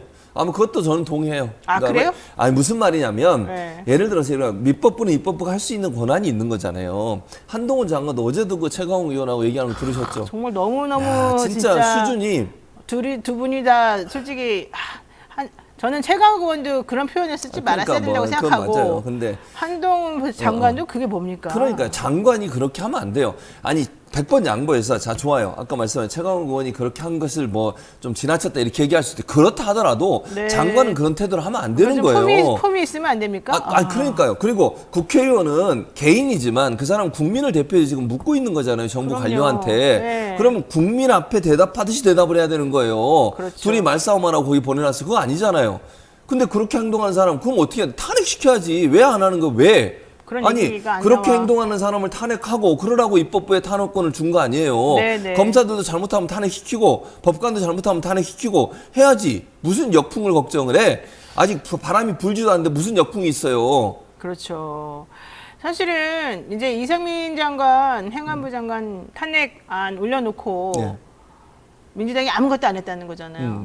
그래서 그 헌법재판소에서 결정 내리는 걸 내용을 딱 들어보니까 이 너무 소명부족이고 너무 제대로 일을 안 했구나라는 느낌을 딱 받았었는데 그러고 나니까 봐라 우리가 해봤자 소용이 없다. 이제 이런 식으로 생각하는 것 같더라고요. 그건 아닌가. 첫 번째는 말씀하신 것처럼 물론 법사위원장이 김도읍이기 때문에 사실은 민주당이 할 수 있는 게 한계가 있을 수 있어요. 그럼에도 불구하고 네. 계속 얘기하고 문제 삼고 그다음에 의견을 얘기를 해야죠. 관철시키려고 노력하고 두 번째는요. 탄핵 그러면 이렇게 물어볼게요. 그렇게 역풍을 걱정하는 소위 비명계들 역풍 걱정하잖아요. 그분들. 네, 네. 그러면 이상민 장관 탄핵에서 돌아왔어요. 역풍 불었어요? 무슨 역풍이 불었는데요? 그렇죠. 없어요 그런 네, 거. 네. 아니, 그러니까 업무를 정지시켜야 돼. 저 사람들이 저렇게 무도하게 하고 아니 생각해보세요. 법을 통과시키면 대통령 거부권으로 못하게 만들고 시행령 고쳐가지고 자기들 맘대로 하고 이런 식으로 하고 있는데 그걸 손 놓고 보고만 있어. 그러니까. 뭘 한 게 있어요 대체. 네. 국민들이 생각할 때는 입법부가 최선을 다해서 할 수 있는 권한을 최대한 발휘해서 해야 된다고 봐요.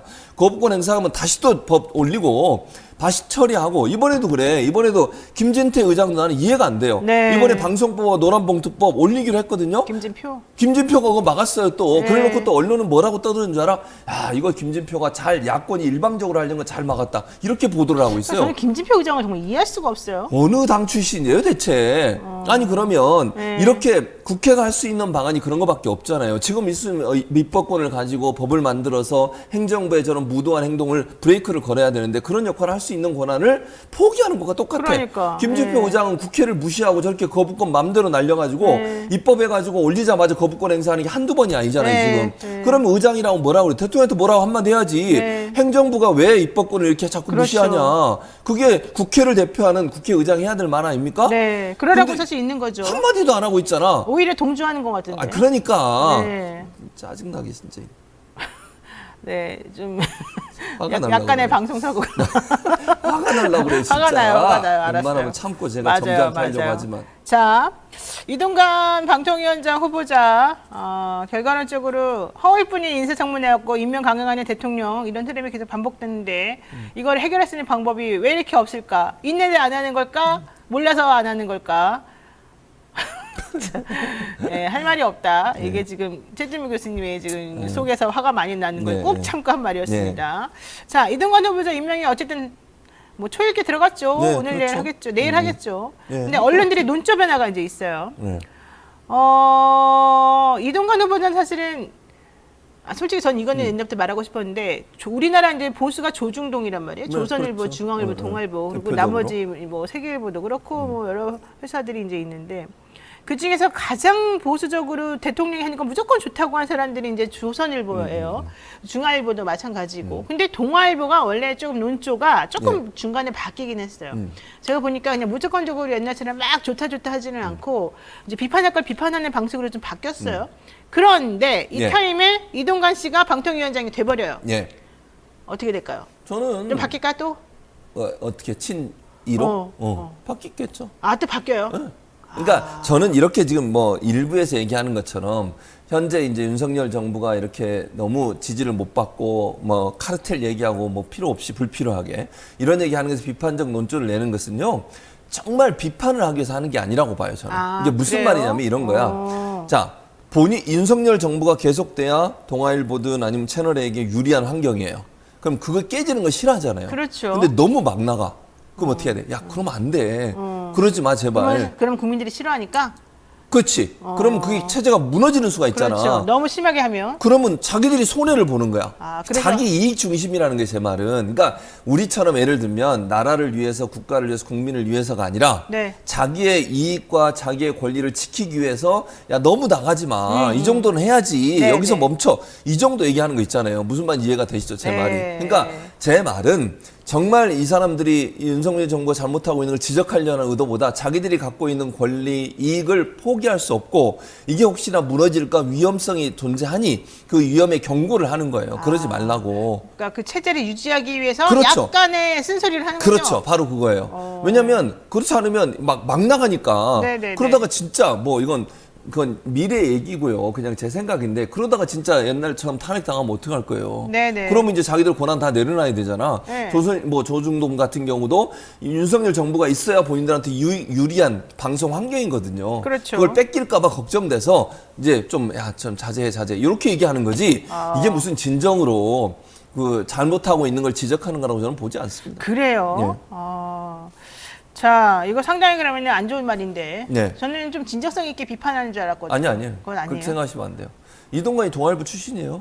아시잖아요. 사실 또 그분의 특성이 내 편, 네 편 정확히 가른다는 거. 그렇죠. 만약에 찍히면 바로 아웃이에요. 끝까지. 끝까지 아웃입니다. 누구랑 똑같다는 거죠, 결론적으로. 이동관 후보자 임명을 앞두고 YTN, KBS, MBC도 논조 변화가 있다고 보십니까? 봅니다. 어떻게 당장 제가 당장? MBC에서 잘렸어요. 그래요? 무슨 네. MBC 뭐에서? 신장식에 그거 있잖아요. 뉴스 하이킥에서 저희 코너가 통째로 없어져요. 그래요? 이번 주가 마지막이에요. 내일이 제가 목요일날 출연하잖아요. 내일이 마지막이에요. 근데 그게 무슨 코너냐면 미디어 비평이에요. 그러니까 맨날 우리가 이동관 얘기만 한 거야. 미디어 비평이니까 그거밖에 할 게 없잖아요. 네네네. 그러니까 부담이 됐나 봐. 뭐 모르겠어요. 제 생각이에요, 이거는. 네. 그러니까 뭐 그냥 PD는 이렇게 얘기하더라고. 뭐 미디어 비평이다 보니까 어쩔 수 없이 계속 우리 얘기, 즉 MBC 얘기만 할 수밖에 없는 상황이에요. 왜냐면 MBC 계속 공격을 하니까. 그렇죠. 거기서 비판적으로 얘기할 수밖에 없잖아요. 그게 부담이 됐나 봐. 그래서 코너 자체는 없어요. 일단 잠깐 여기서 조금 의심이 드는데 최진명 교수는 본인이 잘렸냐 안 잘렸냐 가지고서 공정하냐 아니냐 이렇게 따지는 거예요? 아니 그게 아니라 아니겠죠, 설마? 이것 보세요.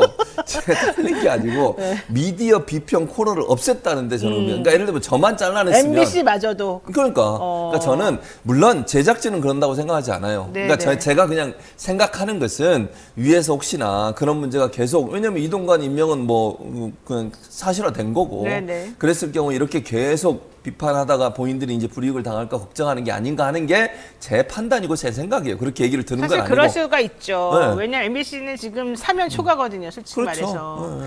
지금 이렇게 가면은 아무리 버텨도 사장이 이제 바뀔 거란 말이죠. 그렇죠. 사장이 바뀌죠. 그렇게 되면은 이제 사실 살아남기 그러면 어렵겠죠. 사장이 바뀌면 본부장들이 다 바뀌어요. 그럼 진행자가 바뀌고 출연자도 바뀌어요. 아. 그렇게 될 거예요. 근데 이제 저는 어쨌든 이 코너 자체는 완전히 없앴어요. 그러니까 저만 빠지는 게 아니고 저랑 이제 그 문희정 평론가랑 네, 지난번에 온 두 네. 사람이 같이 이제 그만두는 거거든요. 근데 이제 그게 부담스러웠던 것 같아요. 제가 볼 때는. 왜냐면 미디어 비평이니까 계속 언론 얘기하고 방통 그렇죠. 얘기하고 막 이렇게 네, 얘기할 순서리를 할 수밖에 계속 없죠. 그럴 수밖에 네. 없어요. 그게 부담스럽지 않은 생각이 들고 YTN도 그래 저는. YTN이 5억 손해배상 받고 그다음에 소송당했잖아요. 네, 3억짜리 또 그러면 받고. 추가적으로 계속 보도를 해야 돼요. 거기에 대해서 그렇죠. 추가적으로 찾아가고 인터뷰하고 그 인터뷰 한 사람 있잖아요. 네, 네. 바로 돌려준 게 2달 있다 돌려줬다. 네, 네. 계속 파야지. 더 근데 이상 못해. 얘기합니까? 가만히 있잖아요. 아니 그래서 그런지 인사청문회가 18일에 있었는데 네. 그 관련해 가지고 실질적으로 보도가 계속 쭉 나와줘야 되거든요. 네, 안 나오더라고. 나온다니까요. 그럼 왜 그러겠어요? 아, 그러니까 어차피 이미 줄서기를 이미 하는 끝났다? 거 그렇죠. 그렇게 보아요 저는. 이야. 그러니까 옛날 같으면요. 옛날에는 진짜 이동관이 막 그거 할 때 종편 만들려고 하고 미디어법 바꾸려고 할 때는 파업을 했거든요, 전부 다. 그렇죠. 요즘 그런 분위기도 없어요. 네, 그런 거 없어요. 없어요, 힘들다 이거죠. 해봤자 의미도 없고. 네. 그냥 순응하는 것 같아요. 그래서 좀 안타까워요, 사실은. 야, 우리가 개인적으로. 이러면 안 되는데. 자, 글의 원래님께서 최진봉 교수님 화이팅입니다. 네. 당신의 목소리에 위안을 얻습니다. 이렇게 감사합니다. 또 후원도 해주셨습니다. 고맙습니다. 자, 그런데 지금 YTN, KBS, MBC 논조 변화가 있고 결과론적으로는 그거는 이동관 씨가 방통위원장이 되는 것과 무관하지 않을 것이다. 네, 저는 그렇게 이게 봐요. 지금 보는 네. 게 일반적인 것 같아요. 네. 지금 우리 교수님뿐만 아니라 많은 이 언론계 종사하는 분들이 그렇게 생각을 하고 있어요. 네. 근데 이번 청문회에서 나온 것 중에 하나가 이거였어요. 이동관 씨가 동아일보 입사한 게 1985년이라는 맞아요. 거예요. 근데 85년. 그 당시에 12월. 병역 의무 이행 중이었는데. 이행 중이야. 근데 어떻게 입사를 해요? 그러니까 말이 안 되는 거. 이거는 진짜 제가 볼 때 이거는 어. 비리가 분명히 있어요. 예전에 그냥 추미애 전 장관 그 아들 정상적으로 휴가 나온 거 갖고도 얼마나 괴롭혔습니까? 근데 네, 이분은 휴가에 기록이 없어. 휴가나 외출에 기록이 없다고요. 근데도 나온 거지. 왜냐면 보세요. 세 가지 동아일보에서 기자를 뽑을 때 세 가지 조건이 있어요. 자격 네. 조건이. 네. 나이. 나이. 그 당시엔 나이가 있어요. 요즘은 네. 나이가 없는데. 두 번째 병역 필. 예. 네. 하나는 뭐지? 학력. 네. 근데 학력은 되잖아요. 학력은 그렇죠. 되는데 병역을 필요하지 않았어요. 그렇죠. 근데 근무 중이었고 그다음에 두 번째는 뭐였어 하나? 학력 나이도 문제가 됐어요. 근데 뭐라고 해명을 했냐면 네. 나이 같은 경우에는 지금 고인이 된 당시의 동아일보 총무국장인가 총무과장이 네. 예외를 인정해 줬다. 그건 자기 주장이잖아. 그거 자기 주장이에요. 이분은 작고를 하셔가지고 확인이 안 돼. 아하. 그 당시에 총무과장이라는 사람이 본인은 이제 본인 해명이에요. 이거는 이동관 후보자 해명은 뭐냐면 본인은 대학원을 졸업했기 때문에 대학생보다 대학원 졸업한 사람한테 나이를 더 인정해 줬다. 이렇게 주장하지만 사실관계 확인이 안 돼. 이 당시 나이는 29이에요. 그러니까 이분이 1957년생이거든요. 예. 근데 동아일보 들어간 거는 입사 시험 들어간 거는 1985년이잖아요. 네. 그러니까 지금 보니까 만으로 28. 그러니까 네. 우리나라 그 당시 나이가 29이란 말이에요. 네, 그러면 맞아요. 이미 나이가 너무 많아서 못 들어가게 되는 들어가는 거죠. 거 수습 기자였기 때문에 그렇죠. 당시 뽑은 근데 게. 총무과장인 걸 예외로 인정해 줬다는 거예요. 왜? 이 왜냐하면 사람은 대학원 다녀서 네, 그렇게 주장을 해요. 근데 그거는 이제 몰라요. 확인이 안 돼. 네. 왜냐면 이분이 작고를 하셨으니까 알 수가 없잖아요. 그렇죠. 두 번째 가장 문제가 되는 게 바로 이제 시험 병역. 과정이에요. 병역 문제예요. 왜냐면 12월이 저녁이었어요. 12월 12일인가가 아마 제가 정확한 날짜는 모르겠는데 12월이 저녁이었는데 그 전에 두 번의 시험을 봐요. 필기 시험 면접. 아, 그럼 그때는 완전하게 미필이네. 그렇지. 미필이고 그다음에 나와야 돼. 아니 필기 시험 보는데 군대 안에서 시험을 볼 수는 없잖아요. 그렇죠. 그럼 나오면 기록이 남아야 될 거야. 이 사람이 휴가를 받아서 그렇지. 왔다든가. 휴가를 가든지 아니면 외출을 나오든지. 그렇죠. 기록이 없어. 국방부에 다 뒤져봤는데 이 사람이 외출이나 휴가를 받았다는 기록이 없어요. 그럼 뭐예요? 그 뭐라고 해명을 하냐면 부대장이 인정을 해줘서 나갔대. 부대장이 인정을 해도 나간다. 그러니까 특별 휴가를 해줘야지. 그러면 그렇지. 외출하든가. 그러면 이게 기록이 남아야 된다니까요. 기록이 없어. 그러면 군형을 이탈했다는 거야? 그렇지. 탈영이야, 탈영. 탈영이에요? 네, 탈영이에요. 진짜? 서류상 어머. 탈영이지. 그러네. 말이 안 되는 거예요, 이거는. 그러니까 만약에 부대장이 인정을 해줬다 하더라도 예. 본인이 그걸 외출이나 아니면 휴가에 근거를 남기고서 나가야 되는 그래야죠. 거예요. 그리고 그게 없으면 나갈 수가 없어, 밖으로. 야, 탈영이라니까요, 그거는. 추미애 전 장관의 아들은 그렇게 합법적인 했는데도 휴가인데도 그러는데. 그렇게 시비를 걸더니 어. 자기는 두 번이나 그러니까 시험을 보려면 두 번을 나와야 되는데 네. 그 사이에 뭐 외출을 나갔거나 휴가를 나갔다는 자료가 없어요 전혀. 그럼 이거는 뭔가 이제 뭐 비리가 있는 거지 한마디로 얘기하면. 그렇게 보입니다. 네, 그렇게 보여요. 네. 그런데 이게 왜 대대적으로 보도가 안 되고 문제가 안 되고 있을까요? 너무 옛날 일이라 그랬을까요? 아니 그거보다는 제가 뭐 언론이 이런 문제를 집중적으로 얘기를 안 해요. 기본적으로. 왜? 자기네들 다 그런가? 그건 아니겠지 설마. 그건 아닐 것 같고 네. 미리 아까도 얘기했잖아요. 눈치를 보고 있다. 아, 어차피 이 사람은 올 임명될 건데 사람이라서. 그러니까 괜히 건드려놨다가 자기들이 피해볼까봐.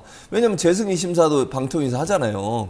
그 재승인 심사 과정에 본인들이 피해를 당할 수 있는 위험성이 있지 않겠어요? 그렇죠. 그리고 이제 뭐 사장 날라가고 만약 이러면 본부장 인사나 이런 데도 개입할 수 있고 지금 이런 부분들에 대해서 KBS2가 지금 위험해요. 그렇죠. KBS 재승인 심사 12월에. 있고요. 네, 맞아요. 그다음에 YTN도 지금 뭐 YTN은 뭐 민영화잖아, 옛날부터 지금. 문제였었었고 이러다 보니까 뭐 KBS는 뭐 전체적으로 지금 시청률 때문에 눈치 보고 조금 잘 보이면 나중에 어떻게 좀 방법이 나오지 않을까 이런 생각 한다고 하더라고요. 참네요. 자, 이런 상황에서 방통위가 남영진 KBS 전 이사장에 이어서 예. MBC 대주주죠. 박문진의 권태선 이사장 해임했습니다. 네, 해임했죠. 그러면서 황근 교수를 선문대학교인가요? 뭐 미디어 선문대. 커뮤니케이션 학부 네, 맞아요. 교수 황근 교수를 네. 또 추천을 했습니다. 네. KBS 이사로 네. 결과적으로 여당이 KBS 여야구도에서는 6대 5인가요? 이렇게 해서 바뀐 거죠. 바뀌었죠. 7대 4에서 7대 4에서 두 명을 바꾸니까 6대 5가 돼버렸어요. 그러네요. 네. 그 바꾼 이유도 솔직히 너무 안 맞는데 어쨌든 그렇죠. 그러니까 임기가 남아 있는 이사들을 그들의 주장은 법카 털었어요. 또 법카 털었어. 그러니까 그리고 뭐 김영란법 위반으로 또 네. 올렸어요. 그러니까. 이번에. 예. 그러니까 저는 황금 교수는 늘 저와 반대편에 있었던 사람이에요. 아 그래요. 언론학 이제 물론 이제 그분도 언론학을 전공했으니까 어쨌든 그분은 MB 정부 때 거의 그냥 MB 정부의 혜택을 너무 많이 받은 분이에요, 이분이. 왜냐하면 제가 종편 그 생기는 거 반대할 때 찬성 입장이었거든요. 늘 저랑 대척점에서 계속 싸웠던 그러니까 그 사람이에요. 사람은 잘 나가네. 당연하죠. 그 당시에 MB 정부 때 이 사람은요 거의 언론계에 진짜 돈도 엄청 많이 벌었을 거예요. 그 당시에 뭐 프로젝트 이런 거는 엄청 많이 하셨어요. 그러니까 뭐 제가 정확한 건 모르지만 나한테 얘기는 안 해주니까 뭐 어쨌든 그래서 종편을 이분은 찬성했고 저는 반대하고 이 입장이 계속 부딪혔던. 그러니까 제가 잘 알죠. 저보다 뭐 나이는 많아요. 이분이 나이는 많은데 그리고 이분이 KBS 이사를 했어요. 그 당시에 MB 정부 때 네. 그렇게 열심히 해서 KBS 이사까지 했던 사람이야. 네. 다시 또 불러들여. 아니 무슨 재활용도 아니고 이사를 무슨 이사가 직업이에요? 근데 보니까 이렇게 뭐 KBS든 박문진이든 이사 하던 사람이 계속 하더라고요. 뭐 민주당은 대부분 안 그래요. 민주당 민주당 사람들은 안 중에 그래. 한 번 하고 또 한 사람이 거의 없어요. 근데 이게 국민의힘은 뭐 하는 짓인지 모르겠어. 아니 이사를요. 이사가 직업으로. 그러니까 이사가 직업이 뭐예요, 진짜. 차기환이라는 분도 그래. 박문진 이사는 네, 지금 이번에 차기환. 들어간 사람. 네, 네. 그 사람도 거의 KBS, MBC 왔다 갔다 하면서 했어요, 그 사람은. 한 군데에서만 한 게 아니라 MBC도 했다가 KBS도 했다가 이명박 정부 때 박근혜부터 그랬던 것 같은데 그리고 이번에 또 들어갔어. 참네요. 야, 나 그래서 능력이 무슨 이사를 대단하네. 직업인가 이분이 원래 차기환 이분은 변호사거든요. 네. 아, 네, 진짜. 근데 어떻게 하긴 차기환 변호사는 우리가 잘 알죠, 그분은. 네. 아 그리고 네. 차기환 이분은 변희재가 고소하겠다고 그랬어요. 왜요? 본인 변호인이었어요. 변희재 그 태블릿 PC 있잖아요. 네. 이거 변호사였어요. 근데 갑자기 여기 들어간다고 변호사를 그만둔 거야. 그래가지고 이제 변희재가 화가 난 거야. 근데 그렇다고 고소할 수는 없지. 몰라 뭘로 한다던데. 아무튼 변협에 뭘 냈대. 무슨 윤리 뭐 어쩌고 이런 거 있잖아요. 그 윤리 규정 위반 뭐 이런 걸로 갑자기 야. 그만뒀는데 이제 변희재 말은 이거지. 그렇게 태블릿하고 자기하고 같이 할 때는 윤석열 비판을 하더니 또 이거 쓱 가냐. 근데 이번 이러면서 정권의 비판하더라고. 인사는 특이한 게 다 대통령을 비난했던 사람들이 사실은 다시 또 말을 바꾸면서 대통령 그렇죠. 임명하더라고요. 그러고 보면 맞아요. 대통령이 마음이 속이 넓은가 봐요. 아니 장재원도 옛날에 얼마나 비판했어요. 그러니까 잘 아시잖아요. 권성동, 장재원 네. 뭐 다 마찬가지 근데 아닙니까? 측근들이 돼가지고 윤핵관들이잖아. 그러니까 대통령은 마음이 넓은 거지. 마- 그렇잖아. 자기를 욕하거나 말거나 다시 이렇게 마음이 받아주고 넓어서. 이해해주고 나중에 말 바꾸고 나 아니었습니다. 그때 잘못 알았습니다. 이러면 다 해결해주고. 그런 사람들은요 나중에 또 배신합니다. 그러지 않겠어요? 아니 그러니까 제 생각은 뭐냐면 그 전에 그렇게 윤석열 대통령을 비판하고 욕했던 사람들이 다시 이렇게 들어가는 것이 진심으로 갔겠어요?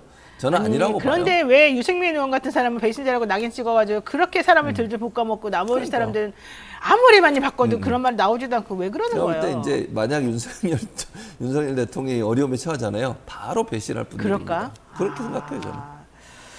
그런 걸 모를까 우리 대통령은 알면서도 그냥 나는 마음이 알면서도 하는 넓으니까. 것 같아. 그래요? 왜? 아니, 그러니까 자기는 뭐 방법이 없어요. 왜냐면 윤석열 대통령은 정치에 기반이 없기 때문에 본인을 따르던 정치인들이라든지 기반 세력이 없어요. 그렇죠. 그러니까 여의도 있는 사람들의 도움을 받아야 되는데 네. 대체적으로 MB계의 도움을 받고 있죠, 지금은. 그렇죠. 보면 전부 다 MB계예요. 네. 지금 들어오는 사람도 마찬가지고 이동관, 김은혜, 그다음에 누구야 그 김태호 이런 사람들이 다 MB계잖아요. 김대기 실장까지. 그렇죠. 그다음에 국회의원도 장제원, 뭐 권성동 이분 다 MB계거든요. 그렇죠. 이분들의 영향력 안에 있다고 봐요. 이재호 지금 그 이사장. 민주화 무슨 맞아요. 네, 이사장 네. 이런 분들이 주도권을 쥐고 그러니까 그분들은 윤석열 대통령을 이용해서 본인들의 어떤 영향력을 확대한다고 저는 보거든요. 그러니까 둘의 미러울 관계가 이루어지고 있다 이렇게 보실 수 있죠. 이상합니다. 자, KBS2가 이번에 연말 재승인 받지 못하면 채널 매각 가능성이 나오고요. MBC도 사실은 지역 민방이 다 적자라 네. MBC에 대해서도 지역 민방을 전부 다 쪼개가지고 팔 가능성이 높다 뭐 이런 얘기도 나오더라고요. 네, 맞아요. 그리고 서울시도 TBS 민영화 방안을 지금 적극적으로 검토한다고. 물론 뭐 TBS는 지금 이제 소송 들어갔습니다. 네. 그래서 25일 날인가 재판이 이제 열리는 중인데 그러면서 지금 한 얘기가 우리나라 같이 공영방송이 많은 나라가 없다 이렇게 말했잖아요. 이동관 씨가. 아니 공영방송 많은 게 뭐 잘못됐어요? 그러니까 나는 이해를 못 그것도 하겠네. 뭐 이해를 못하겠지만 그것도 맞는 말인가요? 그것도 아닌 것 틀린 같은데. 말이에요. 예. 아니 공영방송이 많으면 좋은 거예요. 상업방송이 많은 게 좋은 게 상업방송과 민영방송은요 무슨 얘기냐면 주인이 있는 거야 주인이. 그렇죠. 그러니까 재벌이든 돈 많은 사람이 방송이나 신문사를 소유하고 그 사람들이 방송과 신문사를 운영하는 거거든요. 그렇죠. 그 사람의 목적은 뭐겠어요? 돈이죠. 돈이죠. 그렇지. 돈을 벌려면 어떻게 해야 돼? 정권하고 친해야 돼. 네. 정권하고 척을 져서 돈 벌 수 있어요? 그렇죠. 안 되잖아요. 네. 그러니까 정권하고 친하게 순할 수밖에 없고. 그리고 기업에 대한 홍보만 계속해서 하게 당연히 되잖아요. 그럴 수밖에 없죠. 네. 그리고 언론을 이용해서 자기들 방어를 하거나 다른 기업을 공격하는 데 활용할 수도 있어요. 그렇죠. 광고에 의해서 방송이 움직여지고 신문이 움직여지면 어떻게 되겠습니까? 결국 돈에 의해서 방송 프로그램도 뉴스 프로그램도 내용이 바뀌게 돼요. 그런 걸 생각한다고 하면 상업방송이 뭐가 좋냐고요. 공영방송이 많을수록 좋은 거예요. 그거는 왜냐하면 특별히 누군가가 개인적으로 소유하지 않고 국민이 소유한 형태가 되면 네. 국민 입장에서 보도를 할 거 아니에요. 그리고 돈과 권력으로부터 자유로울 수 있는 거고 상업방송은 돈과 권력으로부터 자유로울 수가 없어요. 그렇죠. 돈을 벌어야 되니까. 그렇죠. 기업하고 똑같아. 건설사나 뭐 삼성이나 LG나 SK나 그런 기업들 보세요. 서울신문이 지금 그 애 아니에요? 그렇죠. 지금 호방건설이 그걸 네, 샀잖아요. 네. 주식을. 그리고 난 다음에 서울신문 기사를 보십시오. 그러니까 그러면 기업들하고 똑같아지는 거예요 언론사가. 근데 그걸 뭐가 좋다고 상업방송이 많은 게 좋다고 얘기를 하는지 난 이해를 못 하겠어요. 아니 그리고 민영화도 제대로 된 민영화도 아니고 뭐 이 정부는 모든 거 다 돈 들어가니까 우리 못한다 이렇게만 지금 가니까. 그렇죠. 그러니까 민영화를 하는 것은 기본적으로 보수화시키는 거예요. 그러니까 무슨 말이냐면 기본적으로 기업들이나 기득권, 소위 돈 많은 사람들은 뭐 이걸 다 천편일률적으로 얘기하는 건 아닙니다만 네. 그러니까 확률적으로 얘기하는 거예요. 대체적으로 보수화돼요. 네. 그렇지 않습니까? 노영희 변호사는 어떻게 생각하세요? 돈 많고 권력 있는 사람은 일반적으로 보수화될 수밖에 없어요. 왜냐하면 네. 그거는 논리적으로 기득권을 지키기 위해서 그러는 거예요. 그러니까 큰 변화와 개혁을 원하지 않아요. 그렇게 되면 본인들이 갖고 있는 기득권을 놓치게 되는 거니까. 네. 그래서 현상 유지를 하려고 해. 그렇게 되면 언론사가 돈 많은 사람들에 의해서 장악이 되면 어떻게 되겠어요? 보수화되는 거예요. 그거는 정권이 바뀌어도 변함이 없어. 그거는. 그다음에 더 중요한 게 뭔지 알아? 이렇게 되면은 제일 나쁜 교훈이 결국 보수는 살아남는다. 그렇지. 결국 아무리 사회적으로 악영향을 끼치고 옳지 않은 일을 했다 하더라도 그들은 다시 살아 돌아온다. 그렇죠. 결과론적으로 지금 뭐 진보니 뭐 미래를 위해서 뭐 하니 이런 거 해봤자 남는 거 하나도 없고 아무 소용이 없고 우리는 나중에 당하게 된다. 뒤통수만 된다. 이 생각밖에 사실은 그렇지. 그런 없어요. 생각밖에 할 수밖에 그걸 없는 우리가 배우게 되는 거예요. 이 시스템 하에서는. 저는 그거는 매우 나쁘다고 보는데요. 그렇지. 지금 그 대표적인 인물이 바로 이진숙 MBC 사장 같은 사람 맞아요. 이번에 돌아온다는 거 아닙니까? 그러니까 방통위원으로 지금 내정이 네. 됐다잖아요. 네. 그러니까 국민의힘 추천으로. 네. 이분 같은 경우에는 2014년 세월호 사건 때 세월호 터졌을 때 아. 엄청난 오보를 냈어요. MBC가. 네. 그 오보가 전원 구조. 그 오보를 낼 때 보도본부장이에요. 아 이렇게 책임이 막중한데도 이 사람은 살아남는군요. 그러니까. 불사신이군요. 네. 그것뿐만 아니라 이분이 예전에도 있었던 MB 정부에서 정치적으로 편향된 여러 가지 모습을 보였고요. 본인이 실제 대구에서 예비 후보로 출마까지 했어요. 사장 그때 나왔었어요. 사장도 하고 네. 대구에서 국민의힘 후보로 출마도 했었다니까. 근데 왜 이렇게 바뀌었죠? 이분이 옛날에 걸프전 보도할 때만 해도 그런 사람이 아니었는데. 제가 볼 때는요, 걸프전 할 때는 그냥 자기 명성을 위해서 한 것 같아. 그게 무슨, 왜냐면 거기 가서 나가면 유명해지잖아.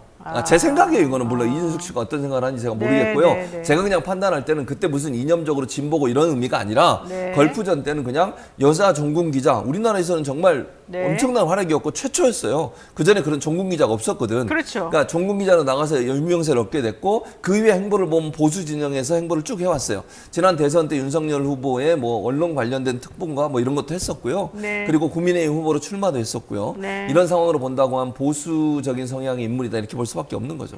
아니 그러니까요. 게다가 MBC 파업할 때 노조원들 불법 사찰해가지고 아주 맞아요. 아주 악명이 대단했었지 그것도 않습니까? 논란이 근데 됐었죠. 이런 분을 왜 방통위 상임위원으로 들어오게 하려는 건지. 네. 그런데 최민희 의원은 왜 아직까지도 지금 몇 개월이 지나도록 아무것도 못하게 만들어놓고. 그러니까 국회에서 의결됐으니까 사실 기존 방송에 나가던 것도 다 그만뒀어요. 그만뒀죠. 최민희 의원은. 네, 맞아요. 그리고 아무런 공식적인 활동하지 못하게 만들어놓고는 지금까지 아무것도 안 해요. 그러면 어쩌라는 거예요, 이제는. 그냥 손발을 다 묶어놓겠다는 그러니까 거지. 최민희 같이 말 잘하고 어. 그 비판적인 논조를 견지한 사람을 아예 입을 딱 막아버리기 위해서 너 조용히 해 이거밖에 없는 거 아닙니까? 그렇죠. 그리고 방통위에 들어갔으면 만약에 그 전에 임명을 했잖아요. 그럼 2대2가 되는 거예요. 네, 그렇죠. 그러면 처리를 못해. 자기들 마음대로. 김효재 그렇죠. 대행이 지금까지 그렇게 막 전행을 휘둘렀잖아요. 네. 그 과정이 왜 그랬어요? 2대1이기 때문에 그래. 근데 만약 최민희 의원이 들어갔다고 쳐. 그럼 2대2가 돼. 할 수 있겠어요? 못해요. 표결하면 2대2 똑같이 나오는데 어떻게 해. 그러니까요. 그러니까 일부러 임명을 안 하는 거야. 임명을 안 해서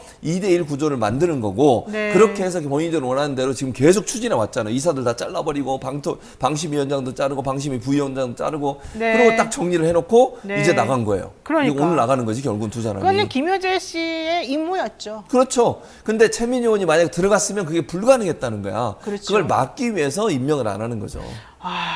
근데 이거 절차적으로 문제가 너무 심각한 것 그렇죠. 같은데 그러니까 이건 바로 잡아야 돼. 나는 그래서 차라리 민주당이 지금 국회의원이 수가 많을 때 이거 지금 사실상 이런 식으로 손발 묶어놓고 아무것도 못하게 만들면서 대통령이 아무것도 안 해가지고 결국 임무왕을 만들어 놓는 건데 이걸 못하게 법으로 좀 정비하는 게 바꿔야죠. 필요하지 않습니까? 그러니까요. 그래서 사실은 그 조승래 의원이 뭘 발의했냐면 네. 방통위원 최소 3명 이상의 찬성을 얻도록 하자. 그렇죠. 네, 그렇게 해야 된다. 그렇게도 해야 되고 그렇지. 그다음 이렇게 마음대로 임명 안 하고 그냥 버티고 있으면 안 된다. 그렇지. 그럼 그것도 자동으로 만들어야지. 얼마 지나고 나면 자동으로 임명되게. 임명되도록. 그렇지. 그런 법안을 만들어주면 만들어야지. 되잖아요. 그거 그걸 왜 만들어야 국회의원들이 안 된다고. 하고 있어요, 민주당. 아, 그러니까 내 말이 그 말이에요. 나 지금. 사실 그거 하라고 여러 번 말했는데. 화가 나네 진짜. 나는 아니, 그러니까, 방송 나가서 여러 번 말했어요. 그러니까 뭐 하는 거냐고 지금 민주당이 이런 걸 하라고 입법권을 준 거 아니에요. 우리 말을 안 듣는 거 아닌가? 안 들어요. 아 그렇군요. 우리를 무시해요.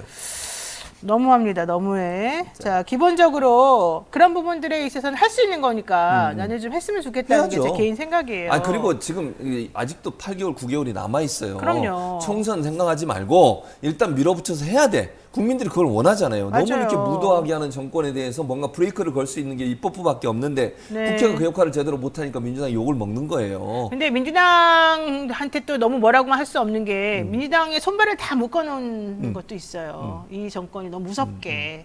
내가 사실은 민주당 의원들한테 물어보면 무섭다 이런 말 하는 경우들이 좀 있어요. 아, 그럼 국회의원 하지 마세요. 무서우면. 또 그런 말이 또 나오는군요. 그럼 나오기는. 어떻게 해요? 뭐라 그래? 잘했다고 그래? 무서워하니까 하지 말라고? 아니 그건 아니지. 그러니까. 예. 노영이를 보내든지. 저는 안 됩니다. 근데 중요한 건 이게 뭘 못하면 민주당 못했다, 뭘 잘하면 또 민주당이 못했다, 뭐 계속 민주당 욕만 하면 안 된다는 거야. 하고 싶은 말은. 아, 그렇지. 근데 예. 그럼에도 불구하고 민주당이 좀 효능감 있게 했으면 좋겠어요, 저는. 왜냐하면 눈치를 너무 많이 봐.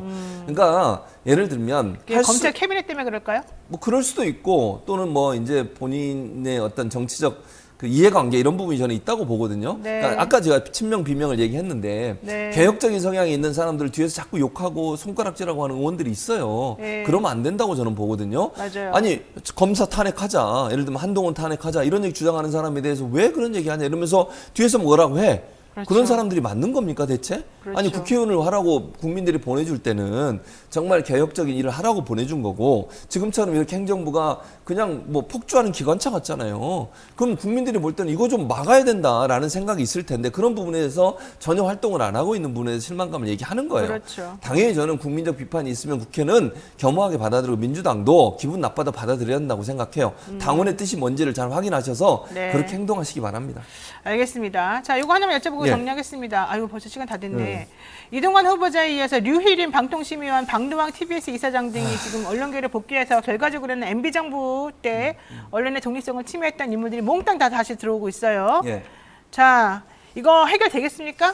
해결이 안 되죠, 당연히. 안 되죠? 그러니까 유일임 같은 분은 이분은 뭐였냐면 당시 YTN YTN. 해직 사태, 그러니까 직원들 쫓아낼 때 뭘 하고 있었냐면 이분이 경영기획실장이었죠. 경영기획실 인사 네. 담당자였어요. 그러니까 이런 사람을 다시 불러들이는 것도 말이 안 돼. 박노왕은 더 심해. 이분은 뭐 했는 줄 알았어요? 박근혜 정부 때인가 뭐를 했냐? 연합뉴스 사장이었죠. 연합뉴스 사장이었는데요. 뭘 시켰는 줄 아세요? 직원들을요. 태극기 개양식에 출석하라고 그래가지고 개양식에 그 앞에 있잖아요. 건물 앞에. 개양식 하잖아. 네. 그거 참석해서 했다니까? 직원들을 다 모아놓고? 왜 태극기를 왜 개양하는데? 모르겠어요. 그게 뭐 하는지. 그리고 TBS 오자마자 했던 얘기가 뭔지 아십니까? 뭐예요? 구조조정하겠다고. 야, 진짜 내가 이런 사람이 TBS 이사장을 하고 그다음에 유일임 같은 사람의 방심위원장 하면 제대로 심의가 될 것이며 제대로 TBS가 운영이 되겠습니까? TBS 안 그래도 지금 거의 정말 죽음 직전에 있는 그렇죠. 것 같습니다. 여러 가지로 힘듭니다. 네, 오늘 최진봉 교수와 함께 말씀 여기까지 정리해야 될 것 같습니다. 고맙습니다. 네, 감사합니다.